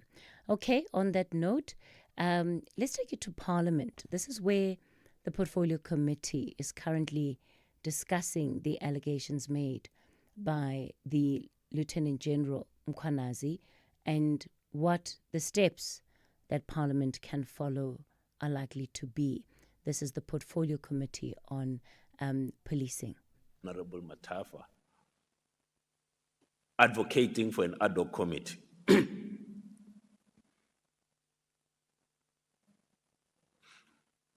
At least I'm old enough to remember that there was once an ad hoc committee, and Honorable Swart will remember, that looked into the public protector. It was supposed to be so quick. It lasted over 2 years. It lasted over 2 years.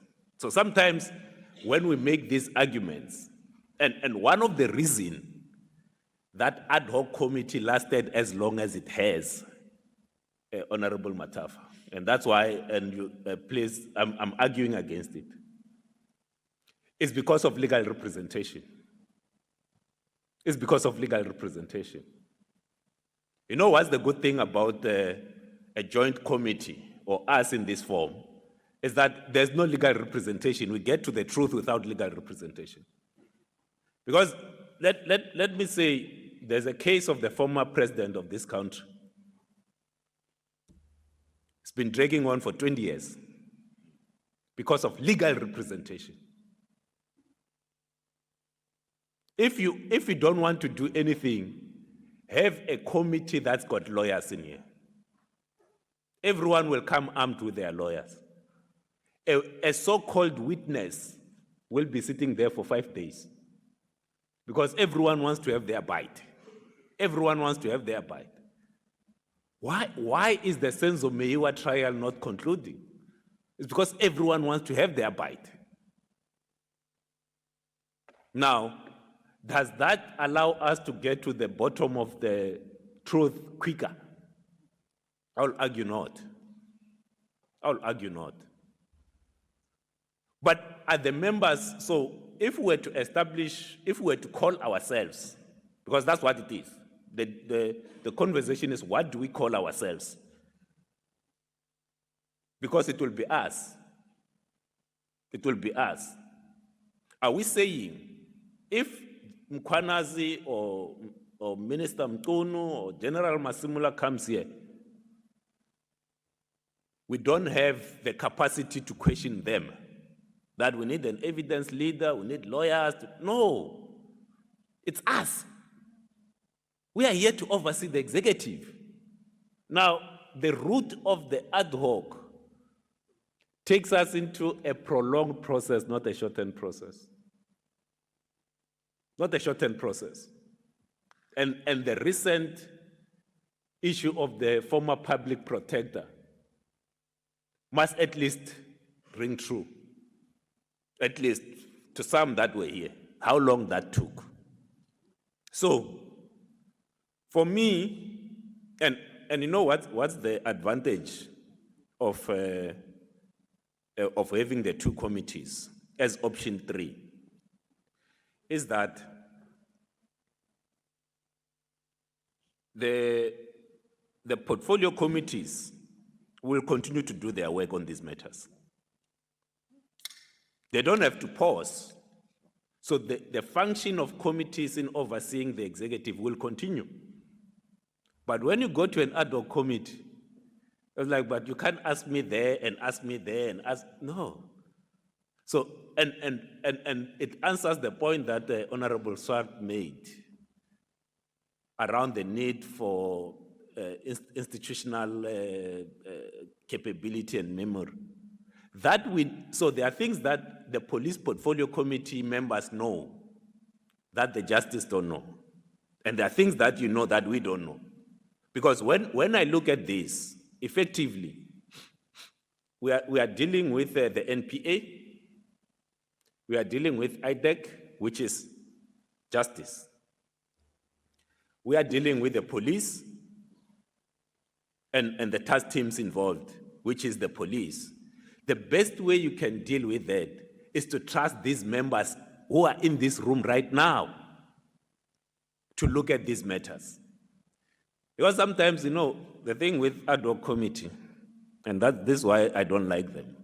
I know others enjoy them and so forth, is that some of the people that then get seconded to these ad hoc committees, mostly they go there because of political seniority and how everyone focuses on those committees.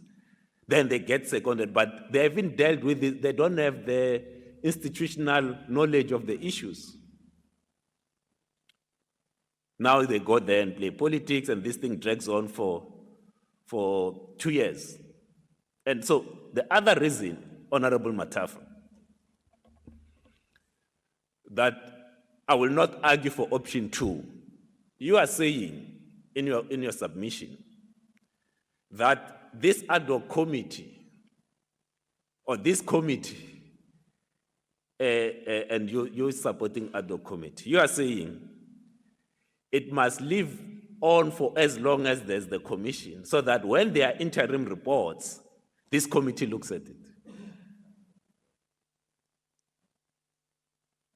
And I will then argue that the committee that then oversees, Honorable Mike, the committee that then oversees the Judicial Commission is the Justice Portfolio Committee. It's there. It's us. They're here. It's not someone else. So you trust them to deal with it. If there are recommendations from, or in the interim, recommendation that relates to the police, that will then go to the Police Portfolio Committee. I will not advocate that we have a much prolonged period. I would say this joint option 3 must be able to work for the next 3 months. Ask the questions that it needs to ask. If we then need to submit that report to help the Judicial Commission, it can be done. But ours, when all is said and done, it's about keeping the people of South Africa safe. That's what we are after. And to ensure that this mudslinging and the political infighting and the infighting in the police, intelligence, NPA, IDEC comes to an end. That's why we are here. And as I rest, Chair,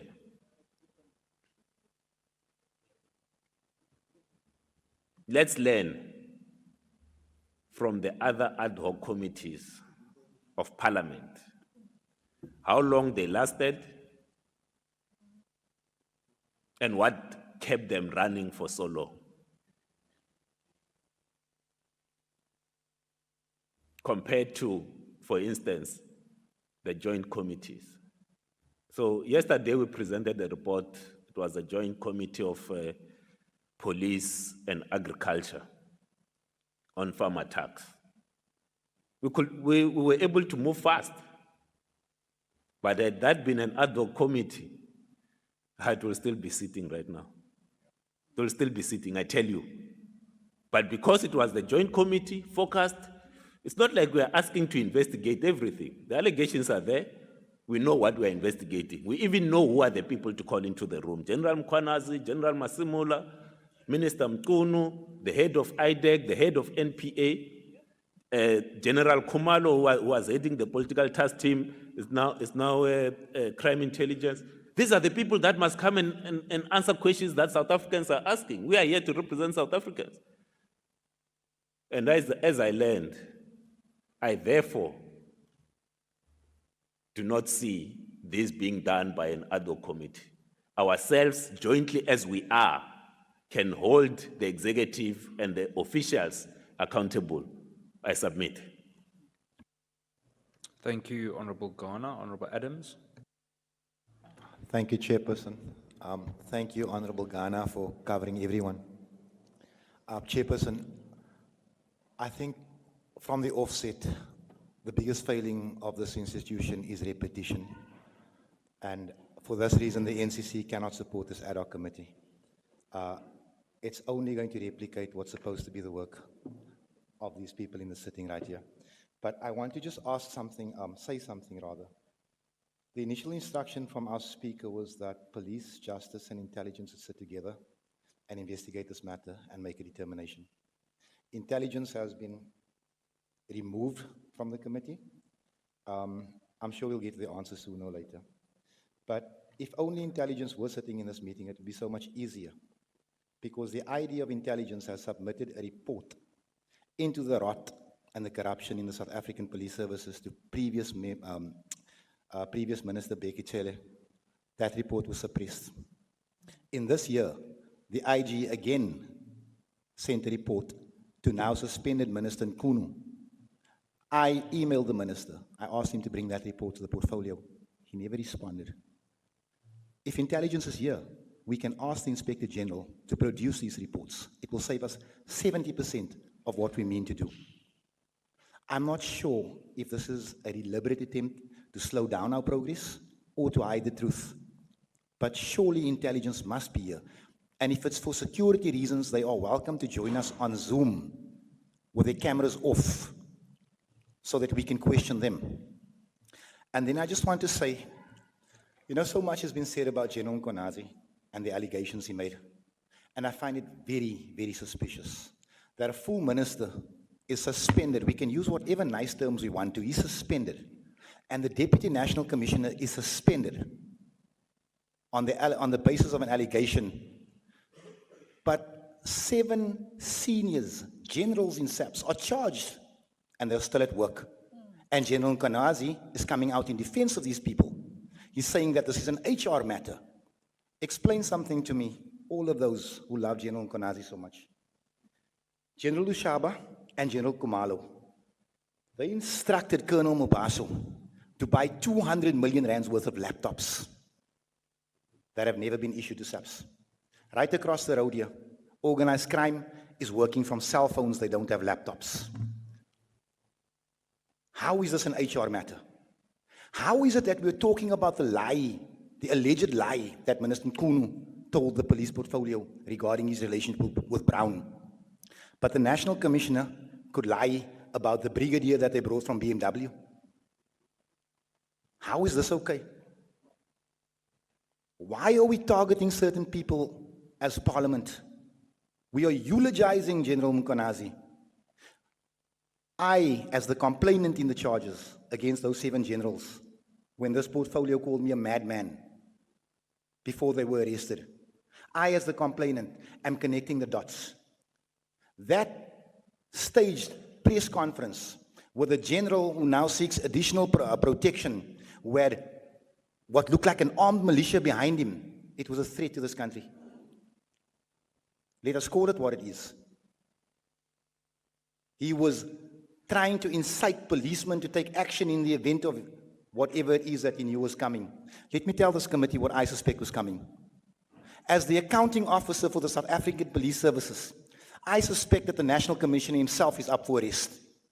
And that press conference was nothing more than a preemptive move. And the country appears to have fallen for it. General Mkonazi must appear before this committee. The National Commissioner must appear before this committee. The IDAC must appear before this committee. General Kumalo, General Lushabo must come and sit in front of this committee. And I want to appeal and actually ask that we make it a recommendation that every member of this committee that has ever met with any law enforcement or investigative body or given them a statement or had a conversation must come clean and tell us what he said. I will be the first. I know Honorable James had that conversation. I have a suspicion there are a few more other people that are hiding things within this committee. Now, in order to clean out the service, we must all be honest. We can't demand accountability from the boys in blue and hide things right here. I then also want to just say that we've lost many fine police officers because of corruption. I'll mention a few names. General Andre Lincoln, General Vieri, General Theo, General Langweni, and some of us here have lauded these dismissals. But what is the common thread? It's the same corrupt cabal that is now before the court in Joburg. Why are we not talking about this? This thing is much bigger than a press conference called by a Lieutenant General from KZN. The entire top management of the South African Police Services appears to be corrupt. This is the basis of what we need to do. This is what we need, where we need to start. I want to just say to Honorable Matthys that I note the complaint that you laid to the Speaker about the chairperson of the police committee. I would take it one step further without making a single accusation and ask of the chair, if it's not in the best interest of this committee, this joint committee, that you recuse yourself for the sitting of this process. Because, chairperson, you did prevent me from going at these generals over the issues I've just mentioned. Even when they lied to the committee, you did not allow me to interrogate. So, not an attack on you, chairperson. I believe that you are a good chairperson, that you're a good man. I think you were misinformed at the time. But maybe it is best that just for now you come and sit next to us and allow the rest of us to take this fight forward. Thank you. Thank you, Honourable Adams. No. Next up is Honourable Totsetsi. Part of the reason that request, Chair, is that Chair of Police, part of the reason there's that request that you must sit next to us is this continuous tendency of mispronouncing my surname. Then I should step down immediately. Thank you very much, Chair. Let me appreciate the report that came. I think the first thing first, that we must be able to deal with, Chair, is what we have always had concerns about.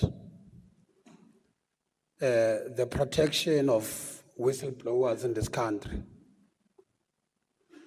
And as the first thing, we must be able to say, it is only fair that that regardless of how some amongst us clearly feel about General Mkhwanazi, but we must agree that he must be able to benefit in the protection of the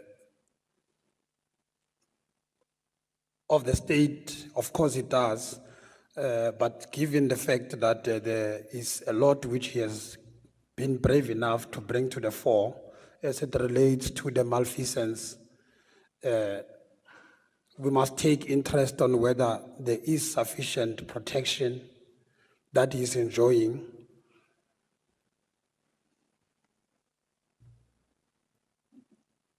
And I think that the committee in particular on police needs to find a way to ensure that such becomes a reality. Now, Chair, I must also say that in line with what Honorable Matafa would have raised earlier in supporting, I think it was Honorable Swartz or Trollip, I'm not sure, but Honorable Matafa would have supported. Just on a point of order, sorry. If the honourable member takes exception to have his name mispronounced, he must please not identify two white males that are bald as the same people. Let's continue. Okay. Honestly, they confuse me. Thanks. My apology, Honourable. All right, we're going to come out of that joint sitting that is taking place between three committees this morning, and it is the committees of Police, Justice, Constitutional Development. The Joint Standing Committee on Intelligence was supposed to be part of it, but they have since excluded or excused themselves from this particular process. They've been tasked by the Speaker of the National Assembly to very clearly do three things: to make an assessment on the appropriate approach to the allegations by General Mkhwanazi, to submit a report to the National Assembly by no later than the 23rd of July 2025, which is next week, and they should also report that report must contain recommendations on the mechanism and process to be followed in dealing with the matter. You heard there the voice of Fadil Adams of the National Coloured Congress, who was making the allegations about what he believes is at play. Before him was Makashule Ghana.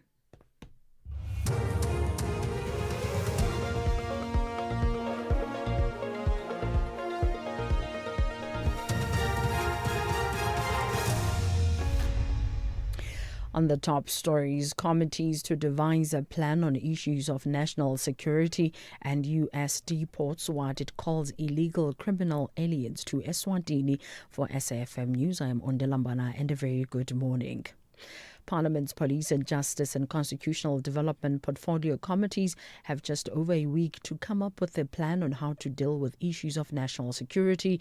The two committees, as well as the Joint Standing Committee on Intelligence, were directed by the Speaker of the National Assembly, Thoko Didiza, to consider on an urgent basis revelations by the KwaZulu-Natal Police Commissioner, Lieutenant General Nhlanhla Mkhwanazi. Mkhwanazi alleged Police Minister Senzo Mchunu, who has been placed on special leave, is affiliated to persons linked to criminal activities. Mkhwanazi also alleged that top police officers are involved in criminal activities. The co-chairperson of the committee, Ian Cameron, explains what the two committees must achieve before the deadline of 23 July. The joint report must be submitted to the House by no later than 23 July 2025. It must contain three things. 1, a summary of findings. 2, recommendations for further action. And 3, any proposals the committees consider appropriate for the expeditious resolution of the matter. The Gauteng Department of Health says its 67 billion rand budget allocation for the 2025-26 financial year will be used to strengthen services, improve infrastructure and address priority health needs across the province. This was announced this morning during a post-budget briefing at the Gauteng Legislature in Johannesburg.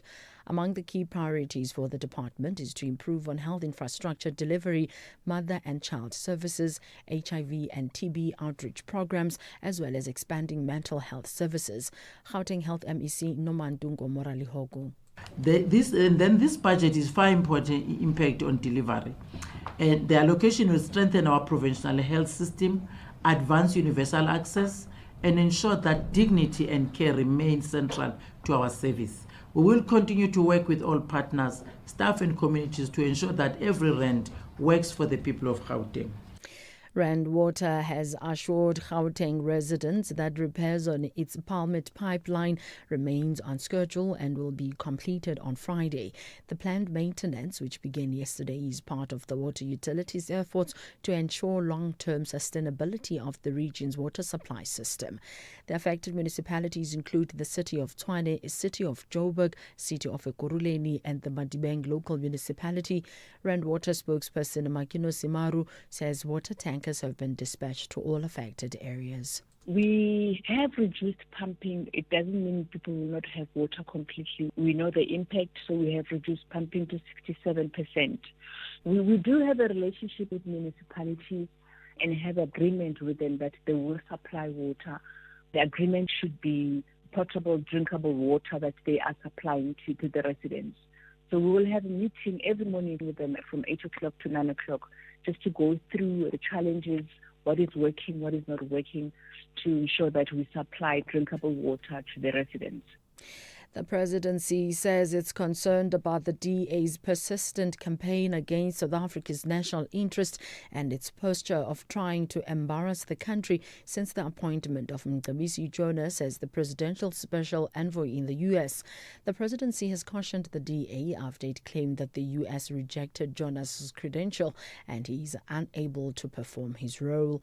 But the presidency says special envoys don't need to present diplomatic credentials to host countries in the way designated heads of mission or other diplomats are. Kailihle Khumalo has more. The presidency has slammed the DA, saying it's seeking to sensationalize the issue in view of the U.S. pending trade tariffs announced by the U.S. President Donald Trump. It says Jonas's outreach does not in any way supersede the leading role of the trade industry and competition and DECO in the difficult but constructive trade negotiations with the U.S. It adds that the DA's position itself as part of the right-wing nexus that wants to use foreign states to effect changes to democratically developed national policies in South Africa. Kailihle Khumalo, SABC News, Johannesburg. The U.S. says it's deported what it described as 5 illegal criminal aliens to the southern African kingdom of Eswatini. The 5 are citizens of Laos, Vietnam, Yemen, Cuba and Jamaica. In a statement on social media, the Department of Homeland Security said they were being sent to the southern African nation because their own countries had refused to take them back. They have been convicted of various crimes, including murder and child rape. Recapping the top story, Parliament's Police and Justice and Constitutional Development Portfolio Committees have just over a week to come up with a plan on how to deal with issues of national security. I am Ondilambana for SAFM News Headlines at 11:30. SAFM. Prime time all day long. Nelson Mandela once said, "There can be no greater gift than that of giving one's time and energy to helping others without expecting anything in return." What's your Mandela Day game plan this year? Why not lace up those sneakers and hit the ground running at our annual Mandela Day Walk and Run on July 19th at the DP World Wanderers Stadium, Ilovo. You can walk 5Ks, run 10 and 21Ks, and still have enough energy to have fun. It's a whirlwind of fun and laughter, all for a fantastic cause. Every cent goes to support the excellent work of the Nelson Mandela Foundation. Enter on mandeladay.com or register for the virtual race on fundnation.org/Nelson Mandela. See you there.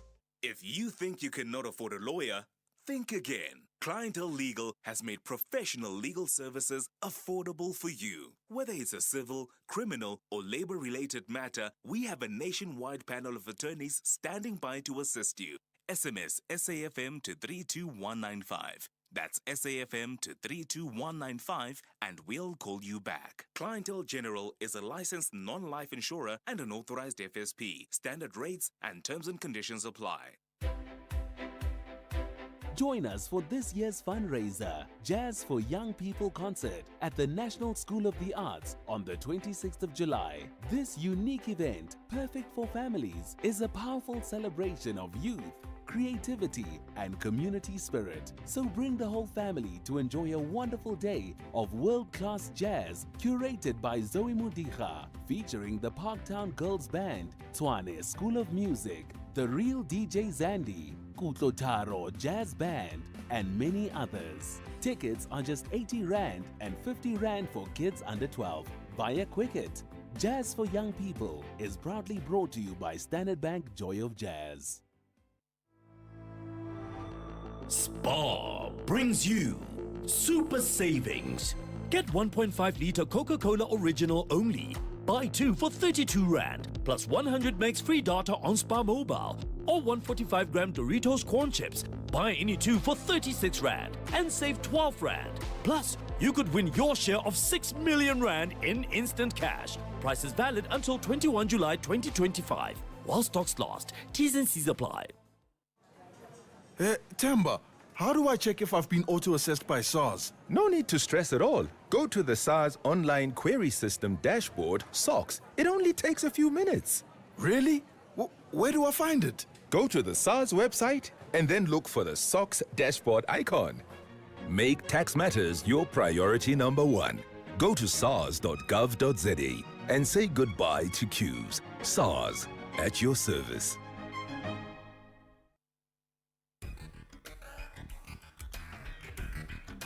The Talking Point with Cathy Mohlahlana. Weekdays, 9 a.m. till midday.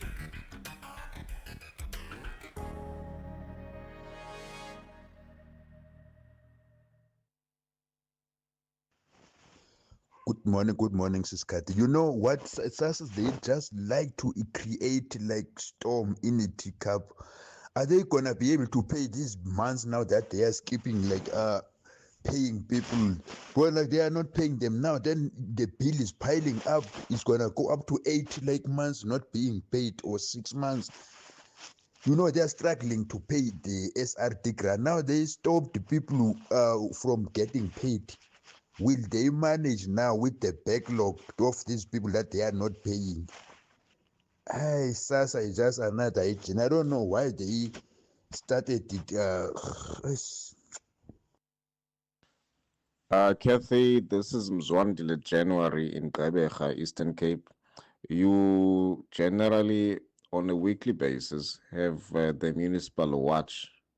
Can't we also have a departmental watch there from you, where you pick one department per month and we run with it, interrogate it, assess it, one department per month. Thank you.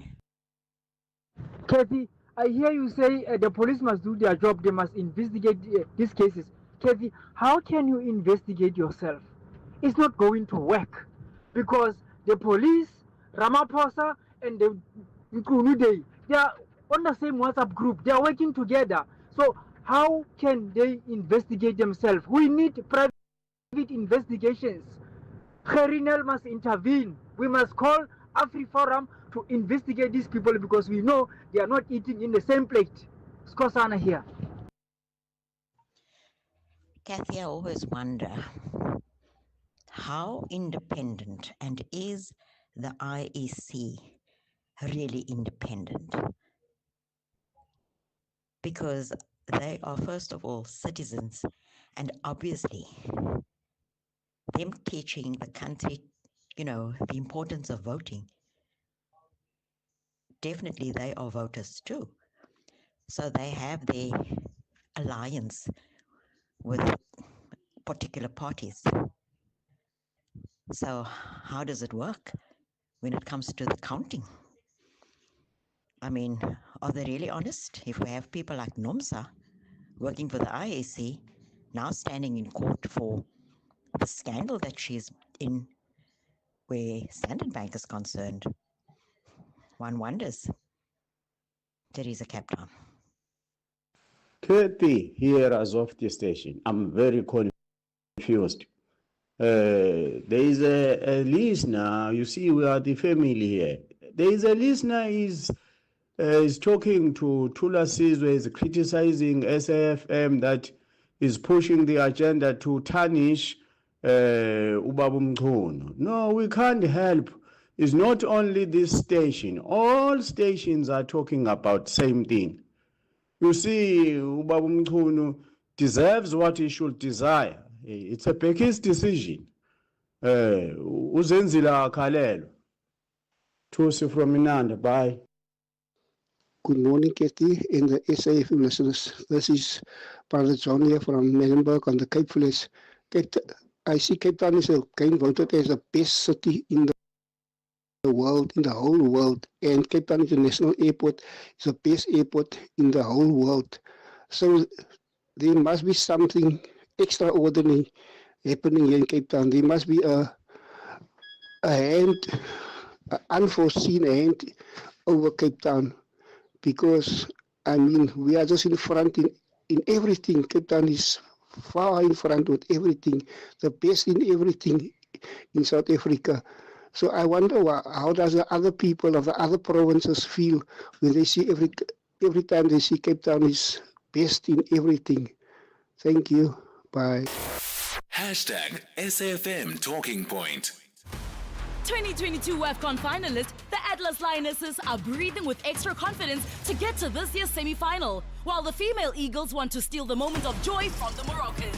This is the quarter-final showdown of the Total Energies Women's Africa Cup of Nations Morocco 2024.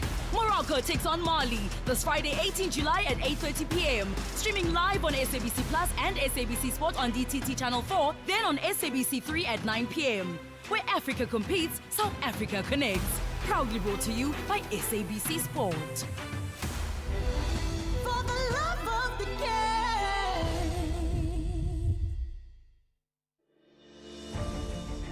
SAFM, in partnership with SABC CSI and the Butongo Rhino and Lion Nature Reserve, will be providing a game drive experience for the Orlando Children's Home for our Nelson Mandela Day initiative. Tune in to the Full Circle with Bertha Chiruma on the 18th of July 2025, 1 to 3 p.m. Coming to you live from the Butongo Rhino and Lion Nature Reserve as we commemorate Nelson Mandela Day. SAFM, leading the conversations that move us.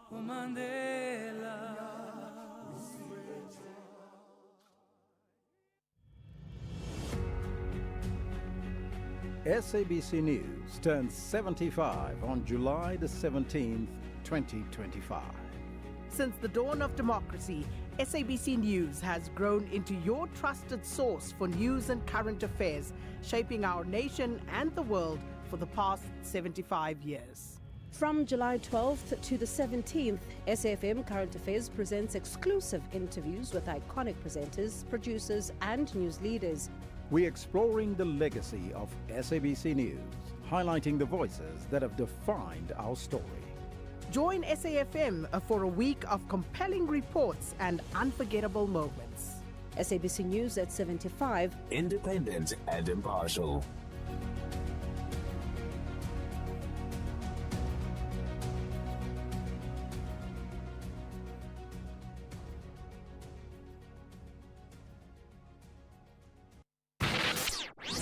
The Talking Point with Cathy Mohlahlana. Weekdays, 9 a.m. till midday.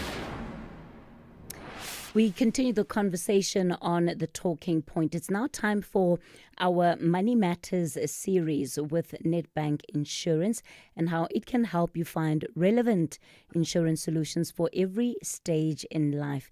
Today we'll be focusing on how to have a hassle-free insurance claim, and to lead us on this conversation, we're joined by Angela Vernus, who's the head of operations at Nedbank Insurance. Angela, good morning to you. Morning, Cathy. Hassle-free insurance claims. I shudder even as I say the words, because I know that this is one of those things that many people often don't have a seamless experience with. Perhaps the first question to you then is, one can say insurance, of course, is a wish and theoretical until you need to put in a claim. Why is there always noise about yet another declined insurance claim? Seems that it's easier to get the money for insurance, as in people buying products, but a lot harder to get it out.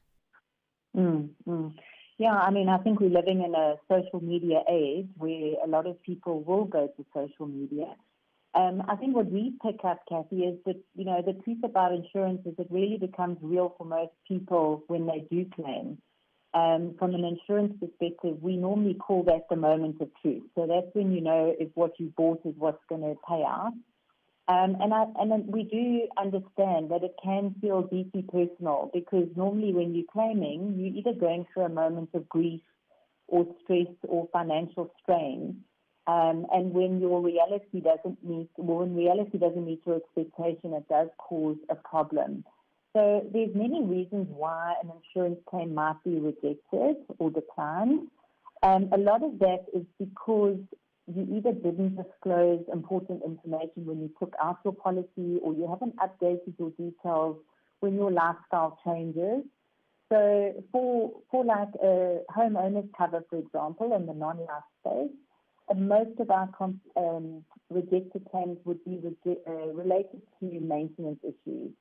So the person hasn't maintained their roof. You don't think about going up there once a year and just making sure that there's no cracked tiles, and those kind of things can cause damage.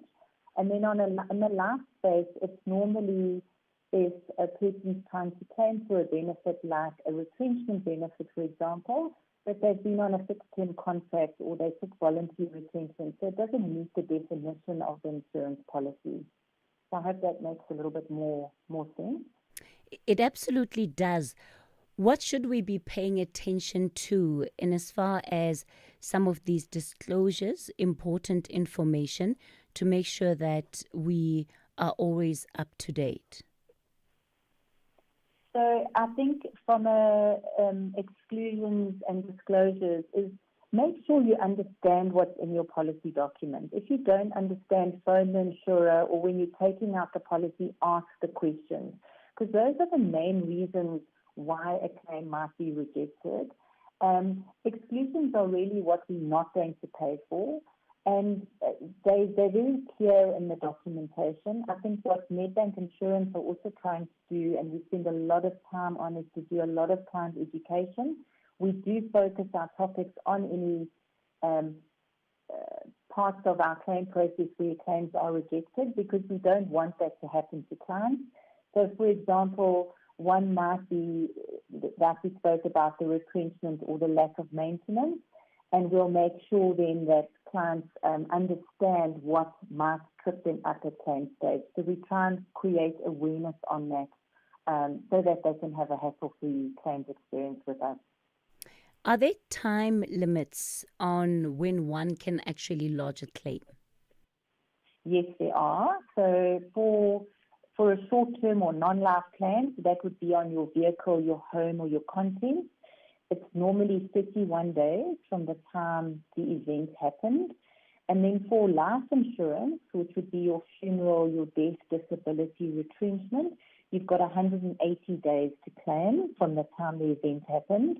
But maybe just for you and the listeners, we don't automatically decline a claim if you do notify us late.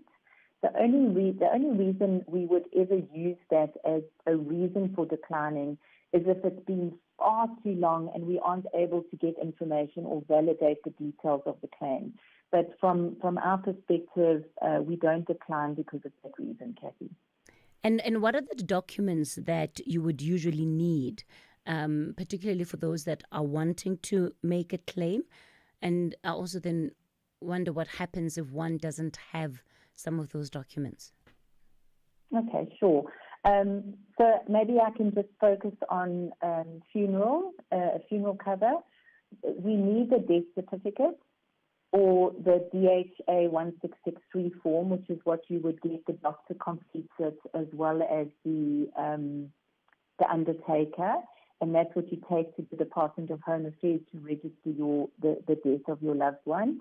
So we would need that. We would need ID copies of the deceased as well as the beneficiaries, bank details to pay the money to, and if it was an unnatural death, we would need a police report.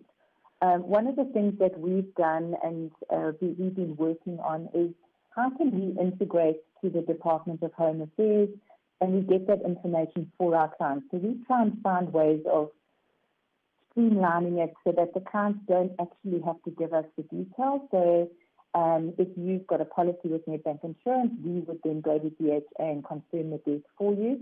If you bank with Nedbank, we've got your bank details, we've got your ID. So that allows us to actually pay our claims really quickly because of our integration. And we're able to pay about 75% of our funeral claims in under 30 minutes. So that's for funeral. And then, for example, if you have a car accident, we would need a detailed account of the incident. So I think just bear in mind the insurer wasn't there when it happened, so try and tell us the full story. If there was anyone else involved, get their details, take photos of their car registration, their license, because we might be able to do a third-party claim for you and get your excess back. And we would need a copy of your driver's license and then a police case number. What sometimes happens when it comes to claiming that we've also seen and heard of, Angela, is that some people start to get creative, for lack of a better phrase, when they're submitting their claims. And people do that for various reasons, right? And what happens when one has lied in their claim? And I'd like you to look at it from two perspectives. So it's when one submits a claim of an event that actually happened, but perhaps lies just around some of the details where they think they might be able to get a bit more. Let's say if it's household insurance, maybe the cost of certain items that are variable there. Or when it's an event that has happened, but they completely misconstrue the events or the details surrounding it to lodge a claim in the first place.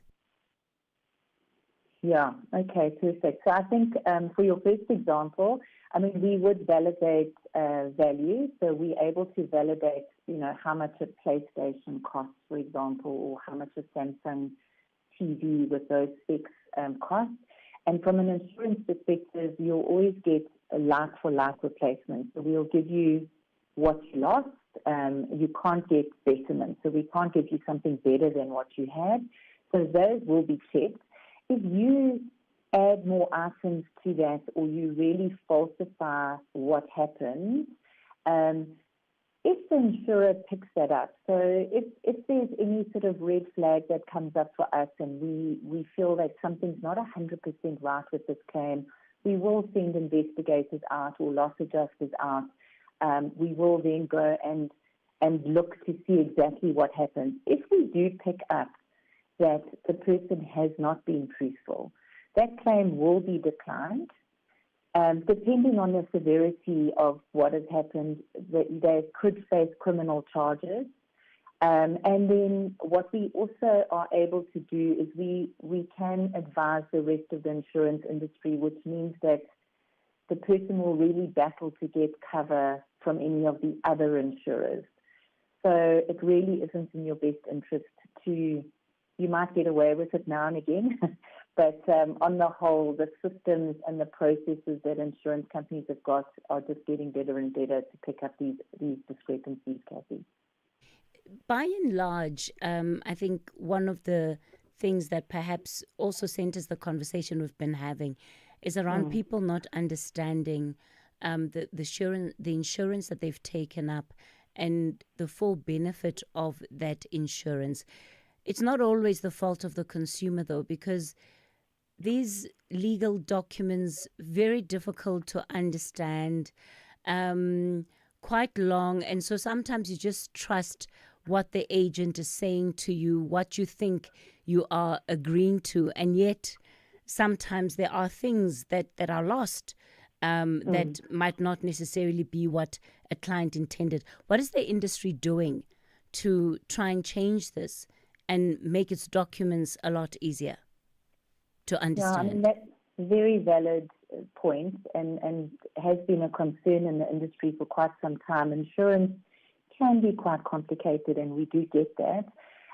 One of the things, so we've been working on this for a number of years now. So the National Credit Act in 2005 had an obligation for plain language, and then the Consumer Protection Act as well in 2008 had the same sections in that act. So we've been working on our policy wording, and we have regular reviews to see what we can put in plain language. Because it's an insurance legal contract, there are some terms that we can't necessarily put into plain language, but that's why we will then supplement that with client education as well. We've tried and we continue to try to make it as clear and as plain as possible.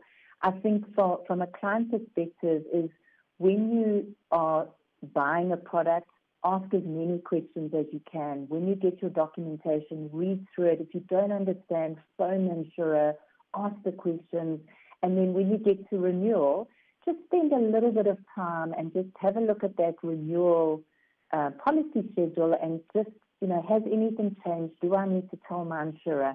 I think a lot of the times clients almost get that renewal, like sort of save it in a folder somewhere and don't actually action it. But things have changed. So just go through it again, apply your mind to it, ask for help if you need to. We're always there to help. Angela, as you're saying that, you're reminding me of a year that I got burnt on that very same issue. Why don't we just copy-paste what I agreed to the last time? Well, because maybe you've bought some things and you haven't told your insurer. So go through that, make sure that, oh gosh, remember I actually bought that sound system, or I bought a painting and I forgot to actually add it to my policy. So you will get a copy-paste, but we won't know what's changed unless you've told us. So we don't want you to get to the point where you're like, oh my gosh, I bought that Persian carpet and now it's not covered. Angela Vernus, let me thank you so much for your time this morning. Head of Operations at Nedbank Insurance, and this series part of the Money Matters campaign running once a week on Wednesdays right here on The Talking Point. It's time for your latest news headlines. Thank you, Cathy. On the news headlines, the chairperson of Parliament's Justice and Constitutional Development Committee, Mohlahlana, says it is important for Parliament to be involved in getting to the bottom of allegations of political interference in the police. The Gauteng Department of Health says its 67 billion rand budget allocation for the 2025-26 financial year will be used to strengthen services, improve infrastructure, and address priority health needs across the province. And mop-up operations are underway on the R71 Mahoblaskov outside Tzaneen in Limpopo following a gas truck explosion shortly after midnight. A full update follows at the top of the hour. SAFM 104 to 107 nationwide. If you think you cannot afford a lawyer, think again. Clientele Legal has made professional legal services affordable for you. Whether it's a civil, criminal, or labor-related matter, we have a nationwide panel of attorneys standing by to assist you.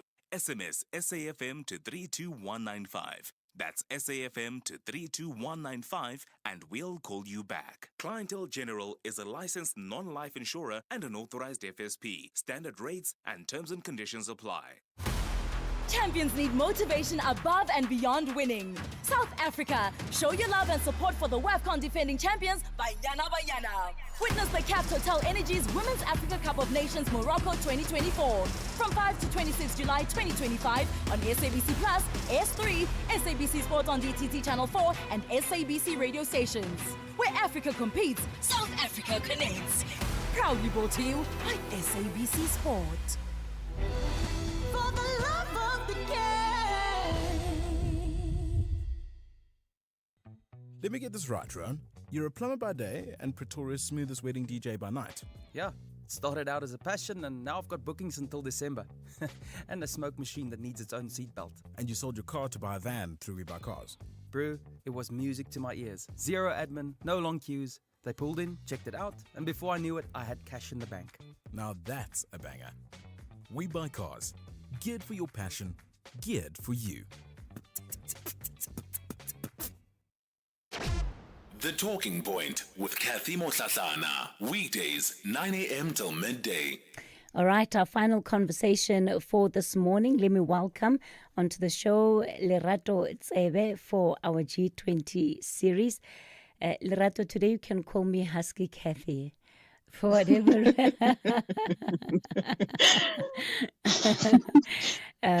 So please excuse my voice. I've already asked the listeners to excuse it. I don't know what happened today. Lerato Tsebe, of course, is an independent African researcher, and she's going to be looking at the G20 as she always has for us, with South Africa at the helm of the presidency. With so much happening, we might forget that the work of the G20 is continuing behind the scenes. Lerato, the fourth G20 finance and central bank deputies and finance ministers, alongside the Reserve Bank governors' meetings, is underway in KZN. That's as we speak. What's on the agenda? Well, good morning, Cathy, and I hope you do get better, and good morning to your listeners. Cathy, it is the all-important fourth Finance and Central Bank Deputies meeting in KZN. On the agenda for this four-day meeting, we've got the Council of Europe Development Bank is giving a presentation on multilateral development banks, monitoring and reporting frameworks. You've got the World Bank also giving, they're facilitating a simulation exercise on financing pandemics and pandemic responsiveness and coordinating pandemic response to financing. You've also got the IMF and the World Bank are going to give the G20 members an update on the Global Sovereign Debt Roundtable. And we've, as of yesterday, had the Africa Expert Panel chaired by former Minister of Finance, Minister Trevor Manuel, who gave a very interesting update yesterday, along with his panel members, with the work they've been tasked to, paying attention to debt and debt financing in Africa.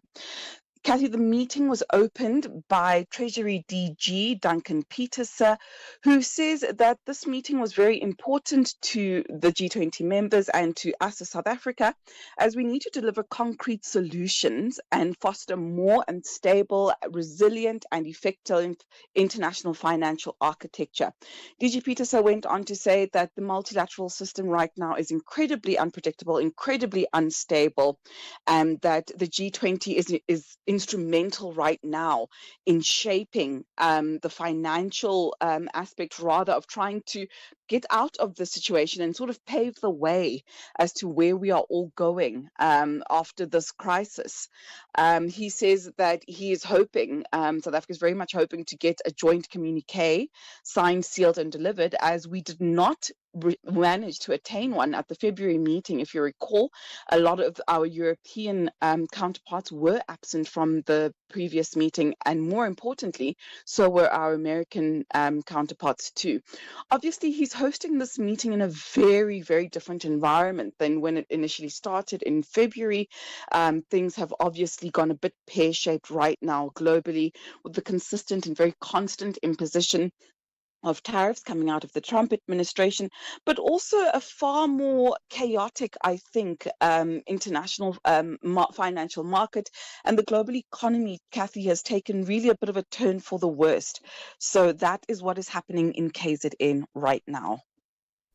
Just touching on those tariffs, that have been imposed, that's a huge talking point right now globally, due to how it's going to affect global markets and trade flows. And yet we're still waiting for am I allowed to call it the proverbial signal? Mama, send a signal. We're waiting for the proverbial signal from the US. Are they part of this process or not? Cathy, that is a big question. Now, if you remember, Cathy, last week we had discussed this meeting, and I'd indicated that US Treasury Secretary Scott Bessent had indicated that he will not be a part of this meeting, and that rather he was going to be sending US Treasury Under Secretary for International Affairs, Mr. Michael Kaplan, in his absence. Cathy, to my understanding, as of right now, Mr. Michael Kaplan is not within the confines of the Republic of South Africa.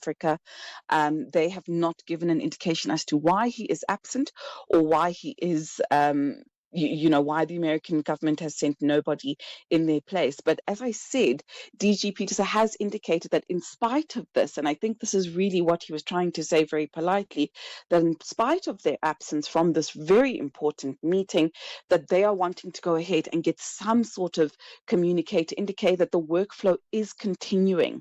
But also, speaking of things that are continuing and workflows continuing, we had former South African, Finance Minister Trevor Manuel is there.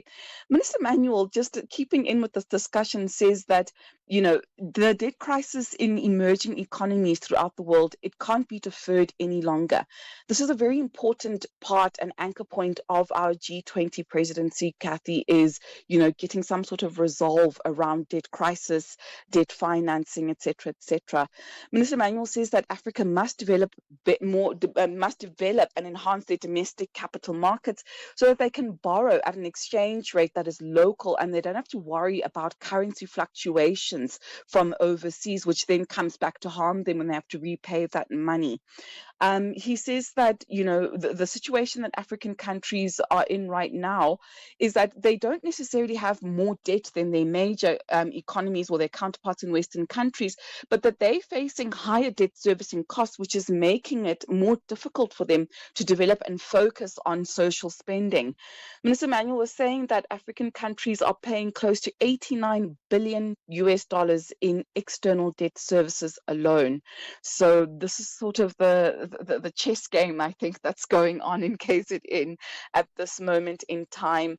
Are we going to see any of our American counterparts anytime soon? I do not know, Cathy, but I would not count on it. I'm starting to feel like we shouldn't hold our breath, hey?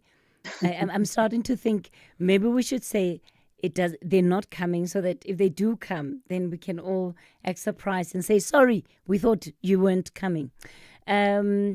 The Minister in the Presidency for Planning, Monitoring and Evaluation, Maropene Ramokgopa, is also going to be running some work in terms of the Development Working Group. Tell us more about that meeting.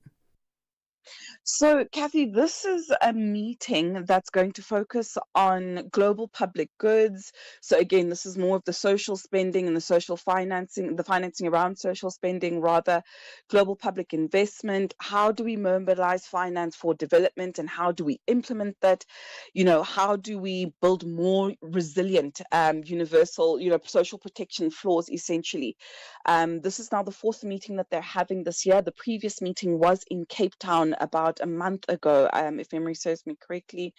On the agenda for the minister and this working group is going to be, they're going to develop high-level principles rather on global public goods and global public investment. They're looking at mobilizing finance for development as a means of implementation.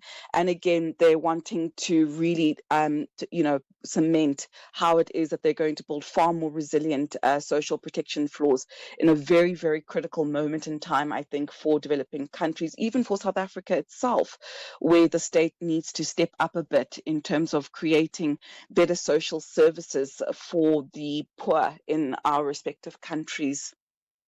I must say, the G20, in terms of the reporting around it, started off really strong at the beginning of the year.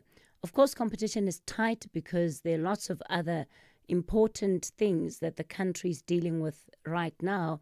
But do you get a sense that the conversations, the discussions that they are having are such that they're able to capture the imagination of South Africans? Because the danger is the less reporting there is about what is happening, it means that the public generally doesn't know, the processes are not understood, and South Africans will, at least some of them, continue to have this feeling that this is not an event that's for them or even that they're part of. Absolutely, Cathy, and understandably so is what you're saying. And I think the latter part of your statement really sort of hits the nail on the head, which is that people don't understand what it is that we're trying to do here. What is the G20? What are we trying to achieve, et cetera, et cetera.